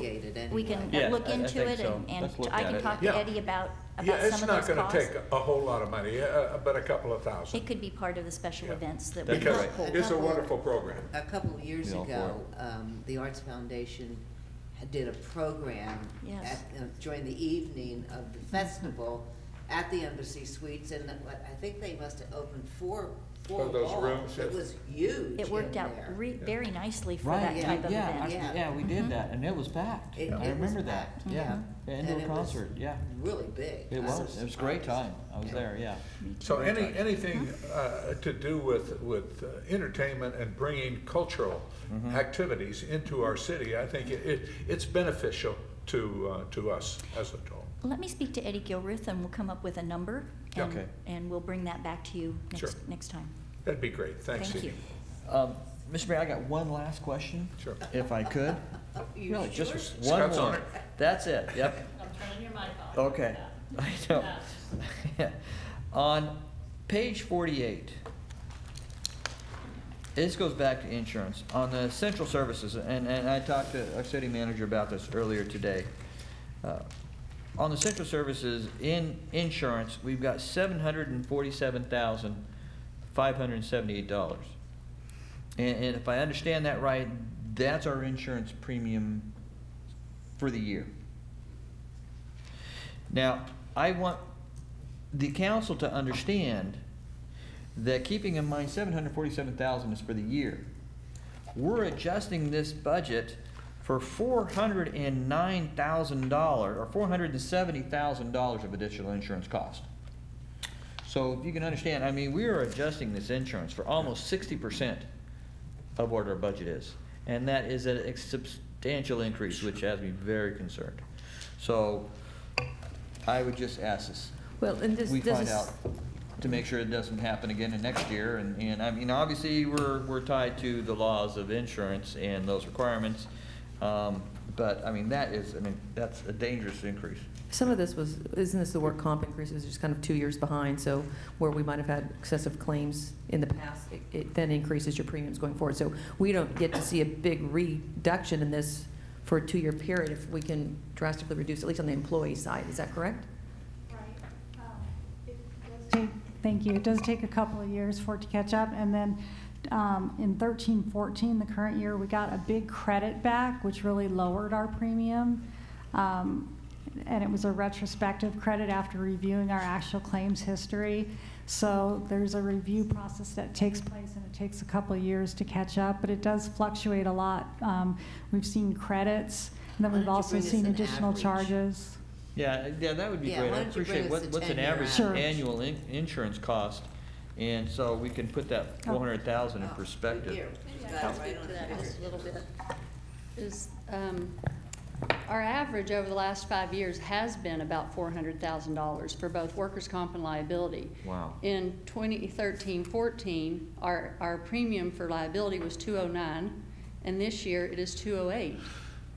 Our premium for workers' comp in last year was $227, and this year it's $228. So not a lot of difference in the No. actual premiums. Right. The difference came in because we got a credit on our liability last year that actually wiped out our liability premium. It was $270,000. So we applied the $209 to the liability, and then the extra $60 we applied to the workers' comp premium. We ended up with a $166,000 bill due to JPIA. This year, we owed a deposit on the liability because of 2 large claims that hit our claims history in 12 and 13 that totaled about $200,000. Wow. So it went from a swing of getting a $270,000 credit, now a $200,000 deposit, and that's the 400,000+. It doesn't happen that way often, and we hope it doesn't happen that way in the future, but that's why that looks like such a large discrepancy. Because last year we actually got, we were blessed by having that credit, and this year we got hit with a few claims that were trip and falls that they had to increase the reserves. Some of them had legal expenses involved with them. And so I think you're right, and Frank and I have talked about in future, budgeting at that $400,000 level so that we don't see these kind of swings as we go forward. And if we get lucky and get a credit refund in the future, we'll be happy. Another lockbox. Yeah, and if I may take advantage of this opportunity, Lee, you also asked about whether or not we were unsafe for having a lot of increase in trip and falls, and maybe you could address that. The 2012 and 13, 2 separate incidents were the only 2 that we've had, and we have had none since that time that have been claims filed against the city. They were larger claims, and as I said, because they had to increase the reserves for the legal and for the reserves in general just to pay for the medical costs. And so those are still in the system, haven't been settled yet, but they are anticipating increased costs on those, so they're building that into what they're showing us as far as how much of a deposit we're going to owe. If they settle for less than what they're anticipating or what they have in reserves, then when we see next year, that's going to go down, perhaps, and we'll get a credit back on that. So it is. But as far as being safe or unsafe, we get a report back from the JPIA after they have settled a claim, and they say, lessons learned. Was there something the city could have done that could have prevented this claim happening or should have done to make it more safe? One of the claims in particular, I know that we got a lessons learned back that said the city has a pavement management plan. They do check their streets. They look for safety issues and factors that could be discovered in advance. There was nothing that you could have done to prevent this, on one of them at least, and the other one has not settled yet. Okay, thank you. Appreciate it. Thank you for the information. Thank you. Before we go any further, we have some people that have requested to speak on the issue of the budget and that, and I'd like to thank them for being so patient and that to sit through everything that we're going through. I'm sorry. We're going to have to hold off 1 second. I'll make it quick, Mr. Susan? Mayor. I'm sorry. That's all right. The clerk's office has no supplemental requests. All our budget figures are just cost of operation. In personnel, we have a slight increase because we have 2 fairly new employees who will be moving up to the next level. So that's a slight increase of just under $8,000 for the 2 employees. Under professional services, every 2 years we have a bump in that number for the election costs. The county has asked, as I said earlier, for us to budget 45 to 50, and then the actual cost will come in after the election is over. And they usually, they always ask us to budget higher than it actually is. But it's there. It's budgeted at the $50,000 level, which is $15,000 over the actual for 2012. So But they did explain that they do have increased costs. Personnel, gas, printing, you know, all their costs go up. And it depends how many cities are consolidated with them.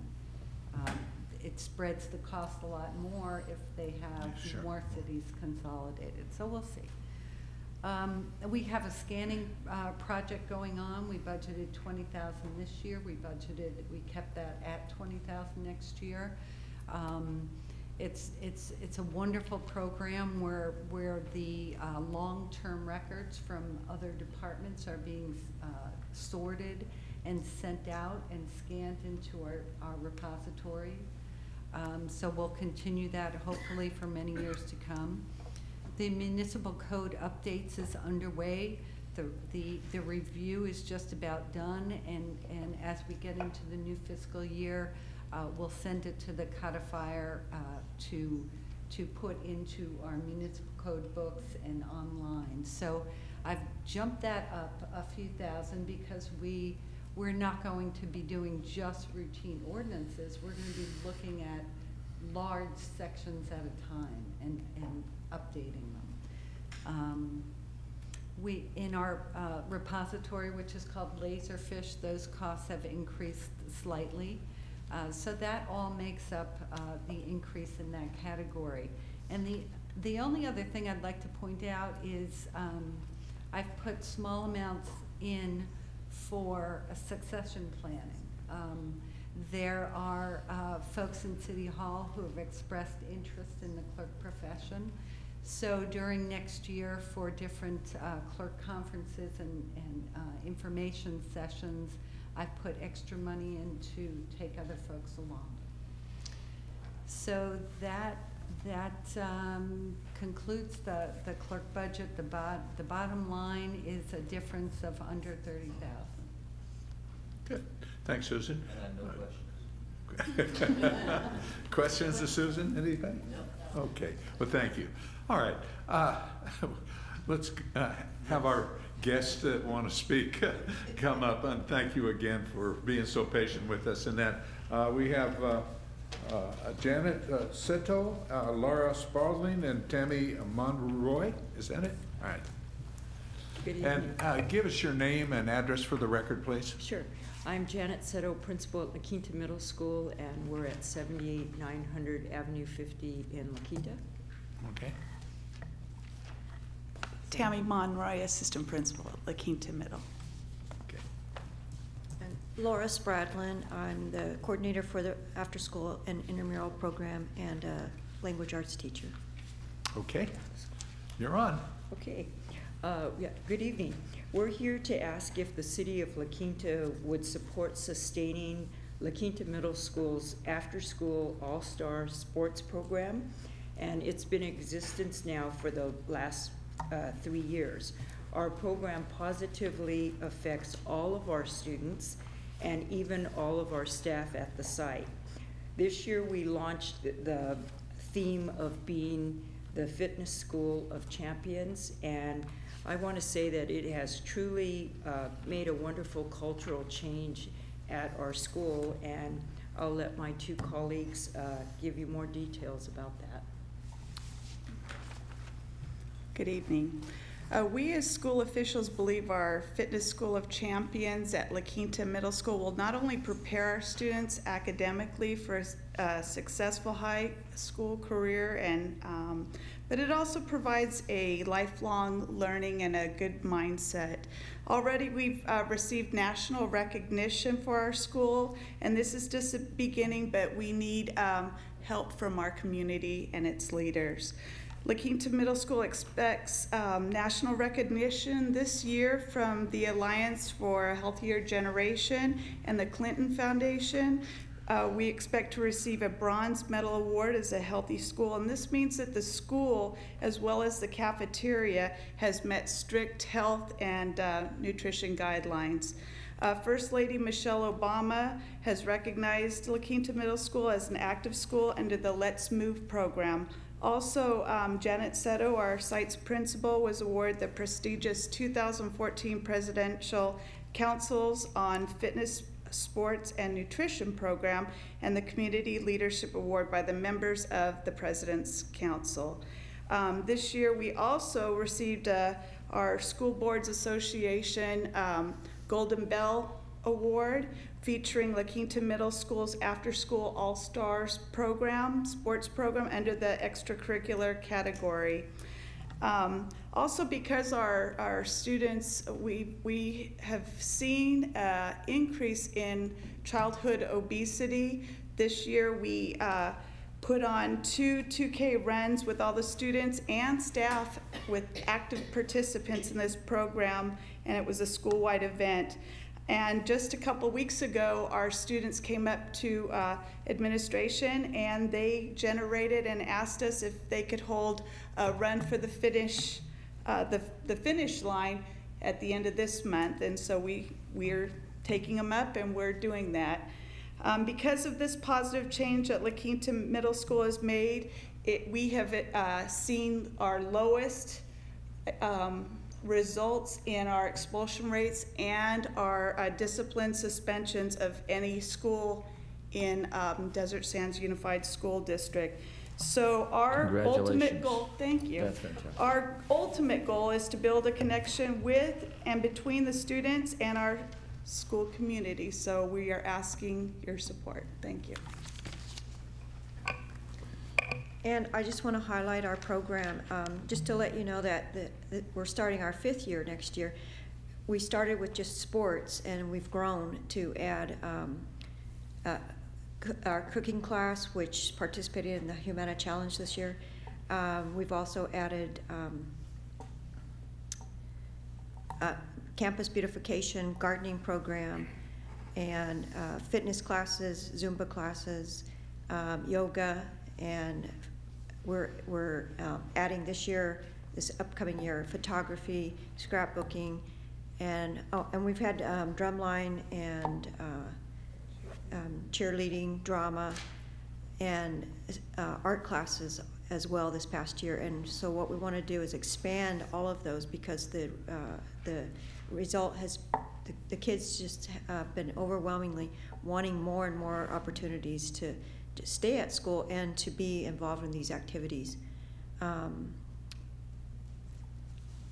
We also have expanded our whole program to include an overall health and fitness magnet school, and we focus on that all day long, not just after school, and at lunchtime as well. And so the changes that Ms. Seto and Ms. Monroe have spoken about truly are impacting our students' lives, and we believe that they're taking these changes home to impact their own families. And again, we greatly appreciate the opportunity to make this request and to hopefully become a community partner with you. And I do want to share our most current newsletter, which is student produced monthly. Give them to our clerk. Yeah, please.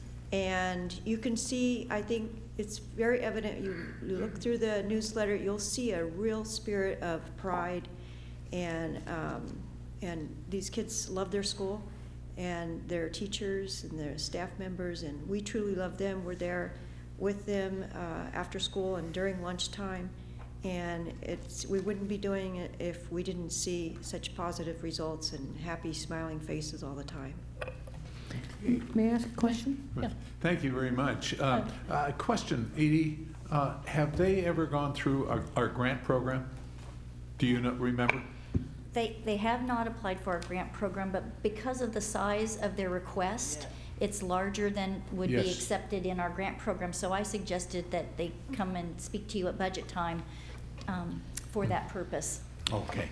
Okay. And, okay, Christy? Yes. How have you funded this in the past? It's like this is your 5th year.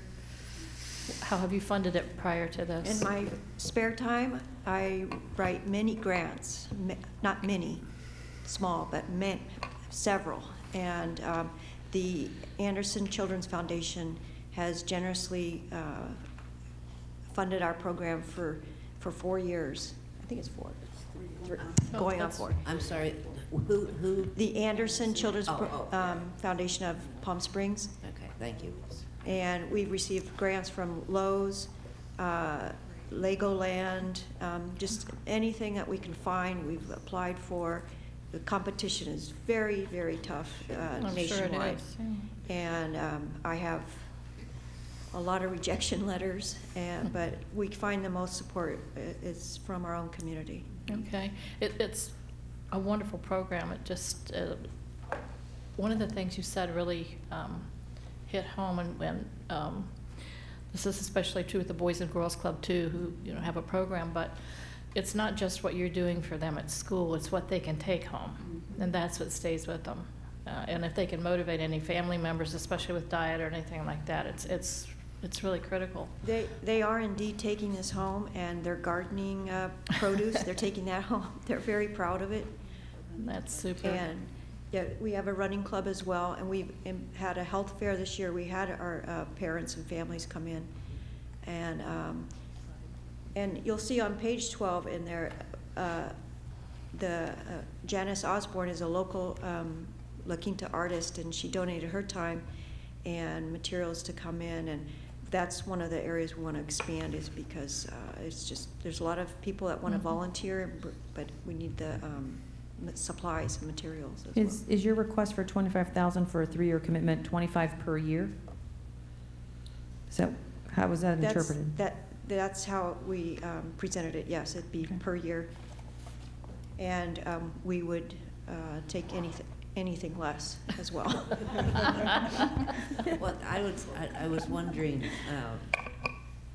when you explained how it appears that you're going to be growing, and you're significantly offering programs now, and it sounded like I heard about a dozen more.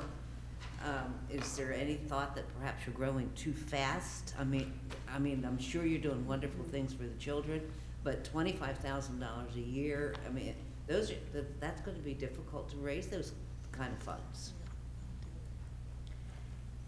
We always aim up here, and so all of those programs you cannot may not believe happen. what we're doing at our school in such a short amount of time. The changes that have taken place, and you're more than welcome to come visit anytime and see it in action. But I agree that the $25,000 per year, it may be because some of it's materials, and other parts of it are items that we use, so that we have to replenish them the next year. So I could see our budget the following year going down. I'd like to see the list of items that you use. And we could easily produce This, that. the newsletter that you handed us, this is familiar. I don't think I've seen this one yet, but I think maybe the one before this I did see. And I really enjoyed reading it. And if you could continue to maybe drop these by City Hall, and our city manager will make sure they get in our mail, because it's interesting to read. You're doing a lot of good work there.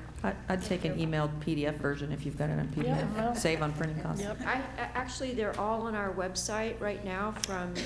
There are 7 current issues, and our last issue will be there the first week of June. And you just go to where it says newsletter, and this particular year, it's called the Bulldog. So they're all there in PDF form right now. What's your website? What is it? Is it on the?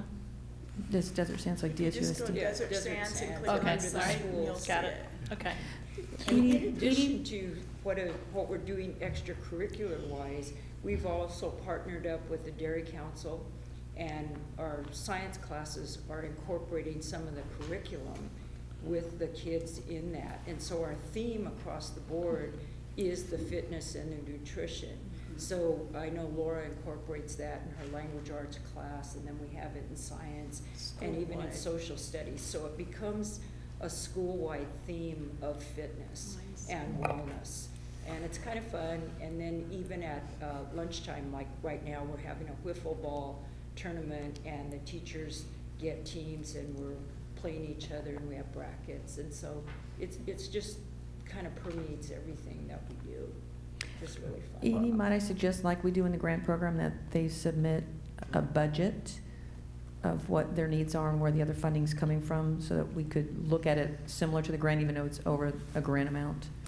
That'd be a great idea. I'd love to see that. Okay, it won't, you know, the grant won't come to you until generally October. That's if they go through that process. So Well, that's, and I'm just saying, if you want us to do that, we certainly can do it that way, but. I was just suggesting having them provide a budget if they want us to consider this outside the grant program. Oh. I wouldn't want to make a Right. decision until I see, similar to a grant application where it shows funding sources and what the money's used You for. know, I can make We've that set a happen policy for in you place, for the next council meeting. I That'd- can that'd get be them, great. I can get them our grant application, because it details out a lot of the items that I think council's asking for you, and I'll work Yeah. with you on that. I think you guys do an outstanding job. I mean, I had children that went to that school quite a while ago, back when I didn't have gray hair, and this is a total different school. This is a different school than it was 15 years ago, and I think you ladies are doing fantastic. Thank you very much. Thank you. Thank you for bringing this to us. Appreciate it, thanks. Good. Kay? Goodness gracious. Yeah. Yeah. Those ladies are a pretty hard act to follow. So here I go, Kay Wolf, 77227 Cayenne Sonata, and it is a wonderful program. And I used to work across the street from La Quinta Middle School at Truman, so I can see the difference too, even though I only went over there for disciplinary reasons. I'm here to remind you about the letter that I believe you received from the stewards of the nature preserve that Jeff Smith wrote on behalf of the stewards. And pruning is a lot more exciting than it sounds when you just say pruning. Pruning, of course, refers to all the parks and the public ways throughout the city, but we're interested in pruning as it relates to the preserve.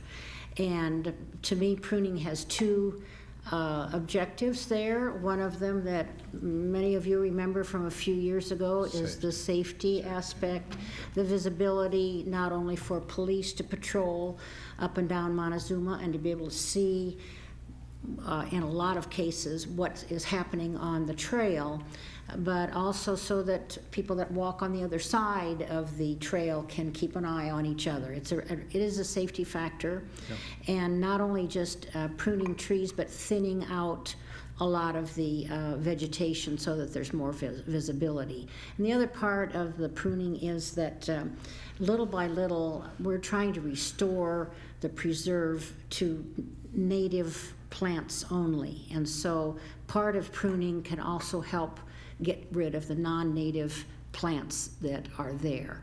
And so I'd just like to encourage you to say yes to that $10,000 in pruning.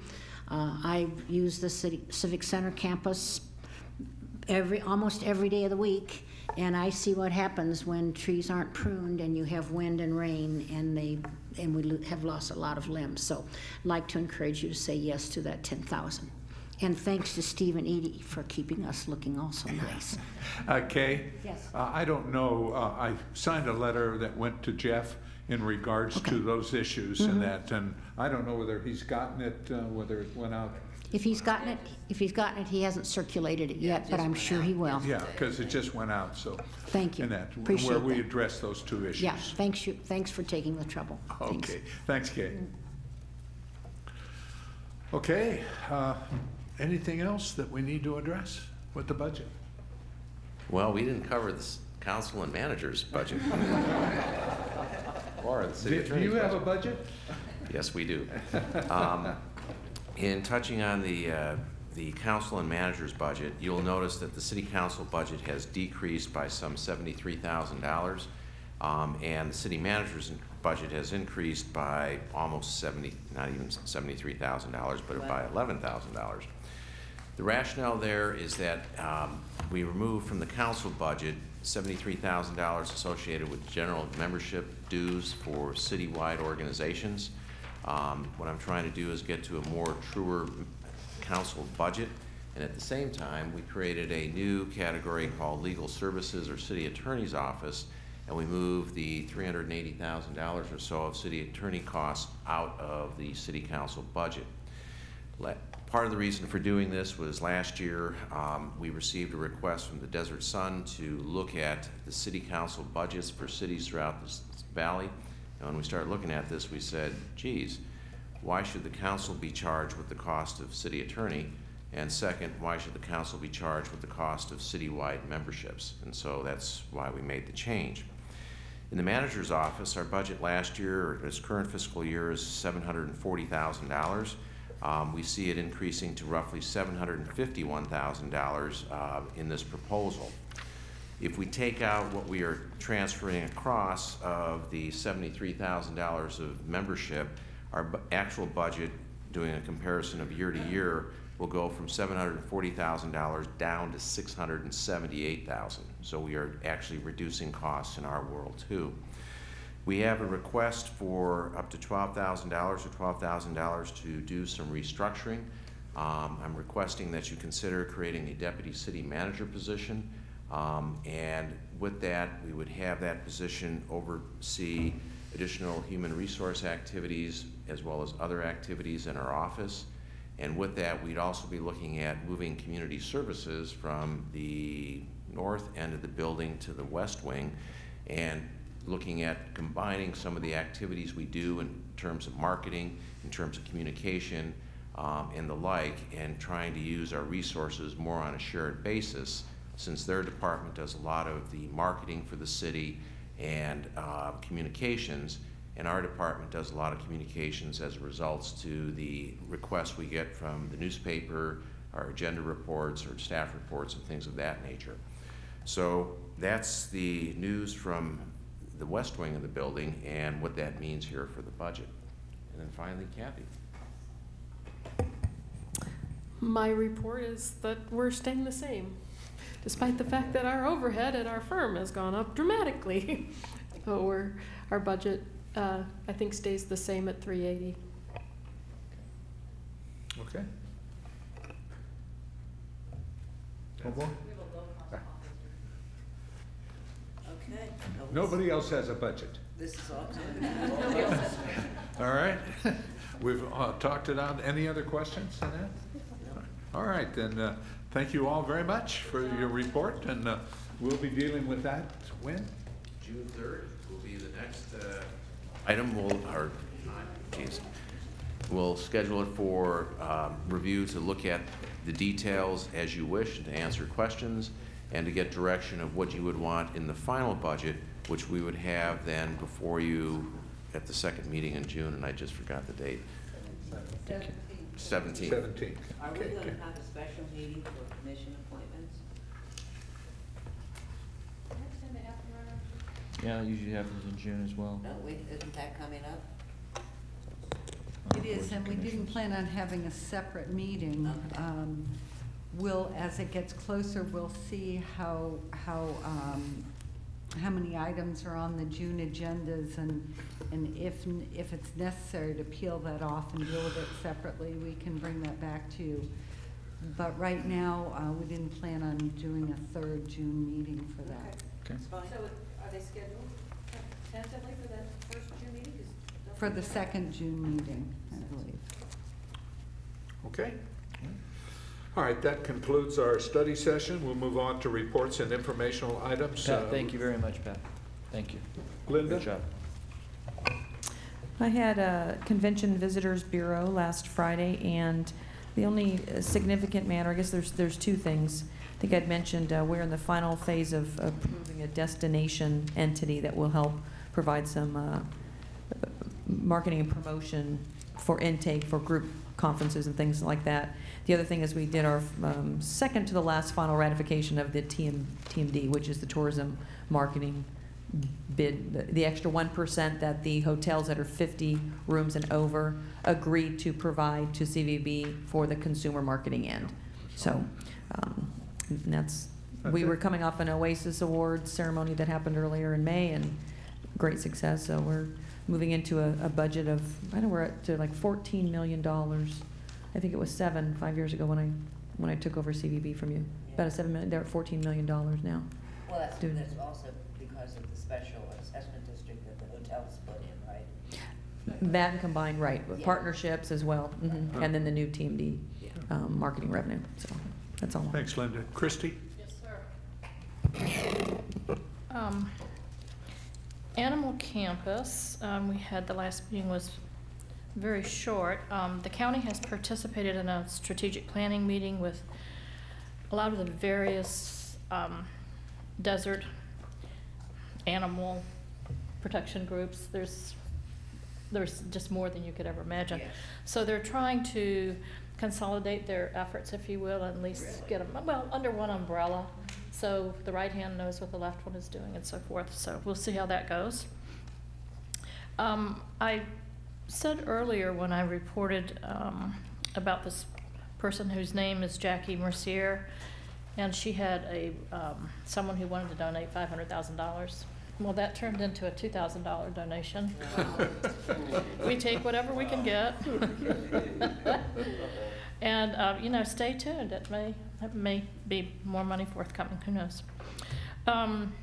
In the month of April, the shelter broke a record and rescued 289 animals just in the month of April alone. So, yeah, it is a lot. All right, that was pretty much what went on there. And then I had a Mountains Conservancy meeting. And we approved adoption of two resolutions to give a local assistance grant to the Friends of the Desert Mountains for 2 different properties. We also, approved a resolution requesting legislation to expand the Conservancy Board to include representatives from the city of Coachella and Indio, because they're not there, and we're now doing land on the north side of highway or the I-10. But that we have to find someone to carry that forth as a bill. Might be a worthwhile bill coming out of Sacramento for a change. And let's see, one other thing here. Our bond status for what we have left to spend is right at $10 million. So still have a ways to go, and we are our fairly new executive director. I think he's been there a year now. Time flies, but one of the things that he is tasked with is to find other funding mechanisms, because we weren't on the last water bond issue. I believe there's another one coming up, and I think we are on that, but we'll see. So that was that. Good. Yep. Okay, Terry? One of the things that I forgot to report to you folks after my league board meeting was a comment that the governor made at that meeting, and it was, this is right from the gov's mouth. An idea becomes a want becomes a need becomes a right becomes a law, and a law becomes a lawsuit. Okay. Wow. In case anybody wants to hang this on their wall. Yeah. How about the governor?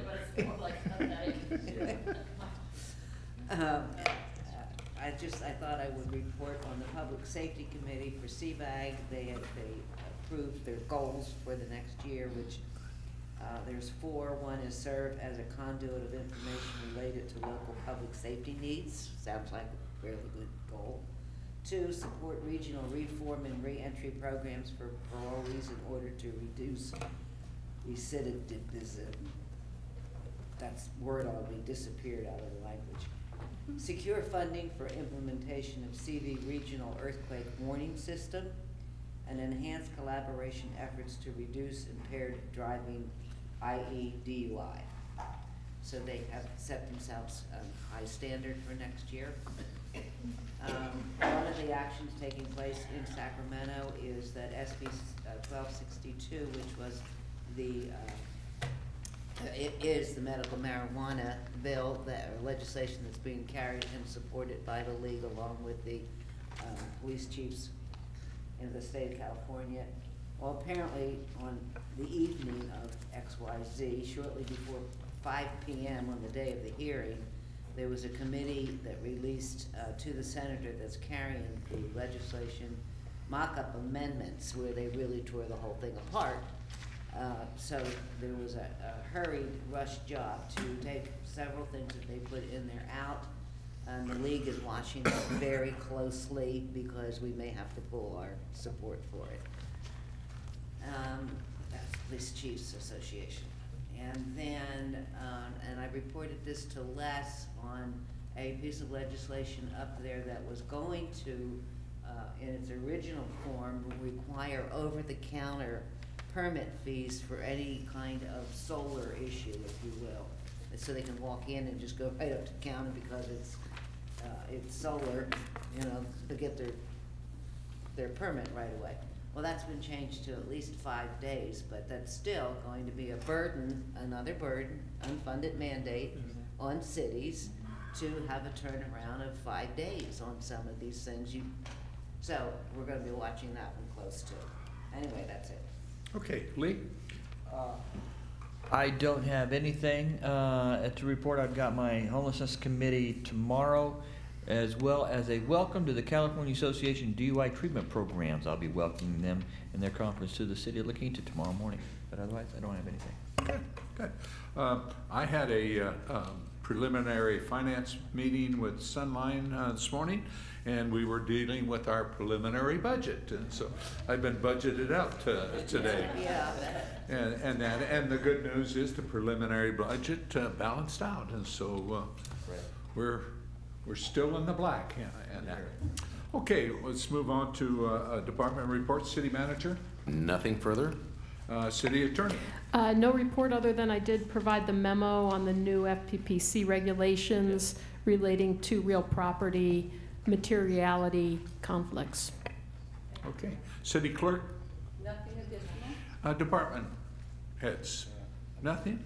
If I could, Les, I took, regarding the Coral Mountain low-income housing or apartments, I took a drive over there earlier. Looks like a beautiful project. It looks like they're really doing a great job over there. Yeah, they are. It's outstanding.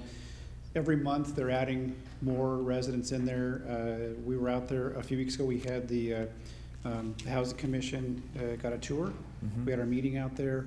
They were about 75 of the 175 at that time. And then this next month, we're going to have an open house and have council there for that opportunity for you to tour the facility. But it is outstanding. Really? Just another wonderful affordable housing addition, complex addition to our community. And I think you're going to be very impressed with the facility. I love the road too. The road to Costco gas. Yeah. Used it And again Starbucks. today. Yep. I'm using it quite often. We can sneak in the back door at Costco. And it is getting used. I know I got gas at lunch today, and there were several people utilizing it. Doing so. it, yeah. Good. Thank you. Okay, that's all we have. Mayor and council members' items. Chrissy? Yes. I'm trying to plan a family reunion. Do we have any idea what time we might take off this summer? Normally after the first meeting of August. Well, we do, but I think we need to talk about it. Is that still Usually good? the second meeting of August, first meeting of September. I mean, that's usually what it's been, Okay. so I'm not sure that In the it's last really several easy. years. Okay. Mr. Mayor, well, staff is going to bring a report on that at the next meeting. Okay. So it'll be on the agenda. Sure. I hope Okay. that's not too late for Oh, your no, plans. no. Okay. Yeah. So Those it'll were be the on dates I was June kind of 3rd. planning on to set my schedule. I will say that in our agenda guide, we were looking at not having those two meetings. And up until tonight, we weren't planning on having a meeting on July 1st. But if we need to have a meeting to discuss the survey activities, then we will have a meeting on July 1st. Okay.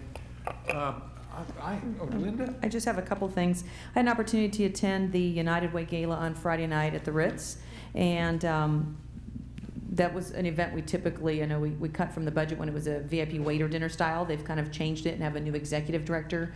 So I'm going to meet with her. She seems like a real go-getter. It looks like they're changing their model a little bit on how they're approaching just their approach in the desert overall, So their and some of the program. historical challenges they've had. So it might be something that we might need to have representation in the future, depending on what types of events they're going to want to do. But at least we did have some council representation there, because all the cities did, as they traditionally did, have a table or half a table of sorts. So, and we weren't necessarily there, so that's okay, but we raised our hand. The second thing is, I was able to No, we didn't attend. have a table. We did not have a table. Oh, no, we didn't do a table. I asked Frank We had- about it, and he said. no, Right, we had cut it didn't from the say budget a anything couple else. years ago, so Yeah. may need to, I'm just saying we might need to revisit a portion of that, but we'll see. The other thing is, I had the opportunity to attend the East County Emergency Operations Center ribbon cutting yesterday in Indio on Dr. Carrion. Ours is great. That East County, and I had to remember, and Supervisor Benoit reminded me that this is an entire county, not just the city of Indio's EOC. So it's a massive place. It's in operations already, and it was just really great to see. They've got this $1 million tower antenna there. It's right across the street from the fairgrounds. It's in the old sheriff's station, right? So they're doing tours. I mean, if you want to go by and see the ops center and what it represents, but it'll be a great complement to what we already have in place. Well, There were something they needed. definitely needed, and actually that's going to be the main hub in the event. Yes. Even before they still need a West Riverside County EOC for the most part. So that move was a good move, and it's a great facility. So. Okay. Just one thing. As you know, Diane and I belong to the Cal State University Associates in that, and they put programs on, and they had a beautiful program last week. Trini Lopez was the guest speaker, singer, and he sang and played, and that, it was great. But the interesting thing is his latest video recording that he has just put out was all taken in the La Quinta Cove, and they showed beautiful pictures with him playing and singing in the Cove area, and they said several times La Quinta and the Cove, and that was up in the alluvial fan area, and that it was a beautiful setting, and that, and hopefully La Quinta gets mentioned, which they did in the videotape. That's great. Did it say Palm Springs? No, it said La Quinta Cove. There you go. But Trini Lopez came to a party Saturday night. Oh. You were there. Was he? I didn't see him. Well, maybe you left before he got there. Oh, At yeah. The Well, ratty party. Yeah, it was a nice function. Yeah, and they showed up there. Yeah. Well, I had to wear my SC shirt, of course. I've been going to quite a few. There's been a lot of graduates from USC and La Quinta High School, of course. That's coming up too. Yes. 3 of them up front. Yeah, you betcha. Okay, with that concludes our agenda, with the exception of we're going to go back into closed session. So at this time, I'll recess the city council to closed session, and we will, oh, excuse me, Dave, you want to come up before I close up? Okay. I would just like to let you know that in my dealings with the city, I think your employees that work behind the counters are well-trained. Everybody's treated me very respectfully. They seem knowledgeable. I'd like to compliment Anthony Marino on the job he does. The poor man, I know, gets abused. I had a neighbor that physically assaulted the man and attempting to do his job. And I really think he deserves the compliment, and I'd like to let you know that I think the city employees have been just amazing. Another thing I'd like to mention, and it hasn't been mentioned, I had a lengthy conversation with Ted Pritchard, who works for Coachella Valley Water District, in regards to the state of California passed the law where chromium-6 and arsenic in the water, they have got standards that are far in excess of what the federal standards are. Yes, they do. And you haven't mentioned it. You're talking about adding $5 to somebody's monthly bill and this and that, maybe for the L&L. But according to Ted, to filter out all this stuff, he's talking about $50 a month on everybody's water bill in addition. And to me, the city's got to consider that, because when you start adding this and that, and then the water department suddenly comes up with $50 more a month on your water bill, boy, when the rubber hits the road, I don't know what's going to happen with that. But of course, I'm not in favor of the water features that we have at Silver Rock. I think those should be shut down, and it could be landscaped like they do at Bighorn. Use art in public places there rather than a water feature. But I'd like to compliment the city employees, because they've always treated me very nice, and I think you need to know. You know, if it was coming to us now, we would probably reconsider, but when we built it back here, there wasn't a problem with water, so. Well, it is going to be a real big issue, and I've spent a lot of time with Linda in regards to that issue, because Bighorn, if you go by there, their landscaping and art along Highway 74 is just outstanding, and I think something like that would work very well there. I know there'd be an initial cost to convert it, but you've got a lot of natural boulders and things like that that could be used in the landscaping. I'd rather see the bronze statue of the Cahuilla Indian over there rather than at the roundabout. But nonetheless, I just let you know that I think the city employees have really treated the public well. And I know not everyone agrees with me. Thank you for your comments. And Dave, I'd also like to let you know that I did ask staff a couple of weeks ago to check with other agencies and see what may be on the ballot, because we understand that will be an issue if we're all on there at the same time trying to raise. But you've been here for the conversation, and you know that we need to go for what we need. We can't just sit back because somebody else wants to raise taxes too. So anyway, thank you for your comment. Good. Anyways, at this time, I'll recess the La Quinta City Council, and we will convene later on when we're all done. I have a question. That orange, like silk fence that's around KB Home is in front of the regular silk fence where that's for? Well, I'm just curious. My brother asked. they call those, yeah.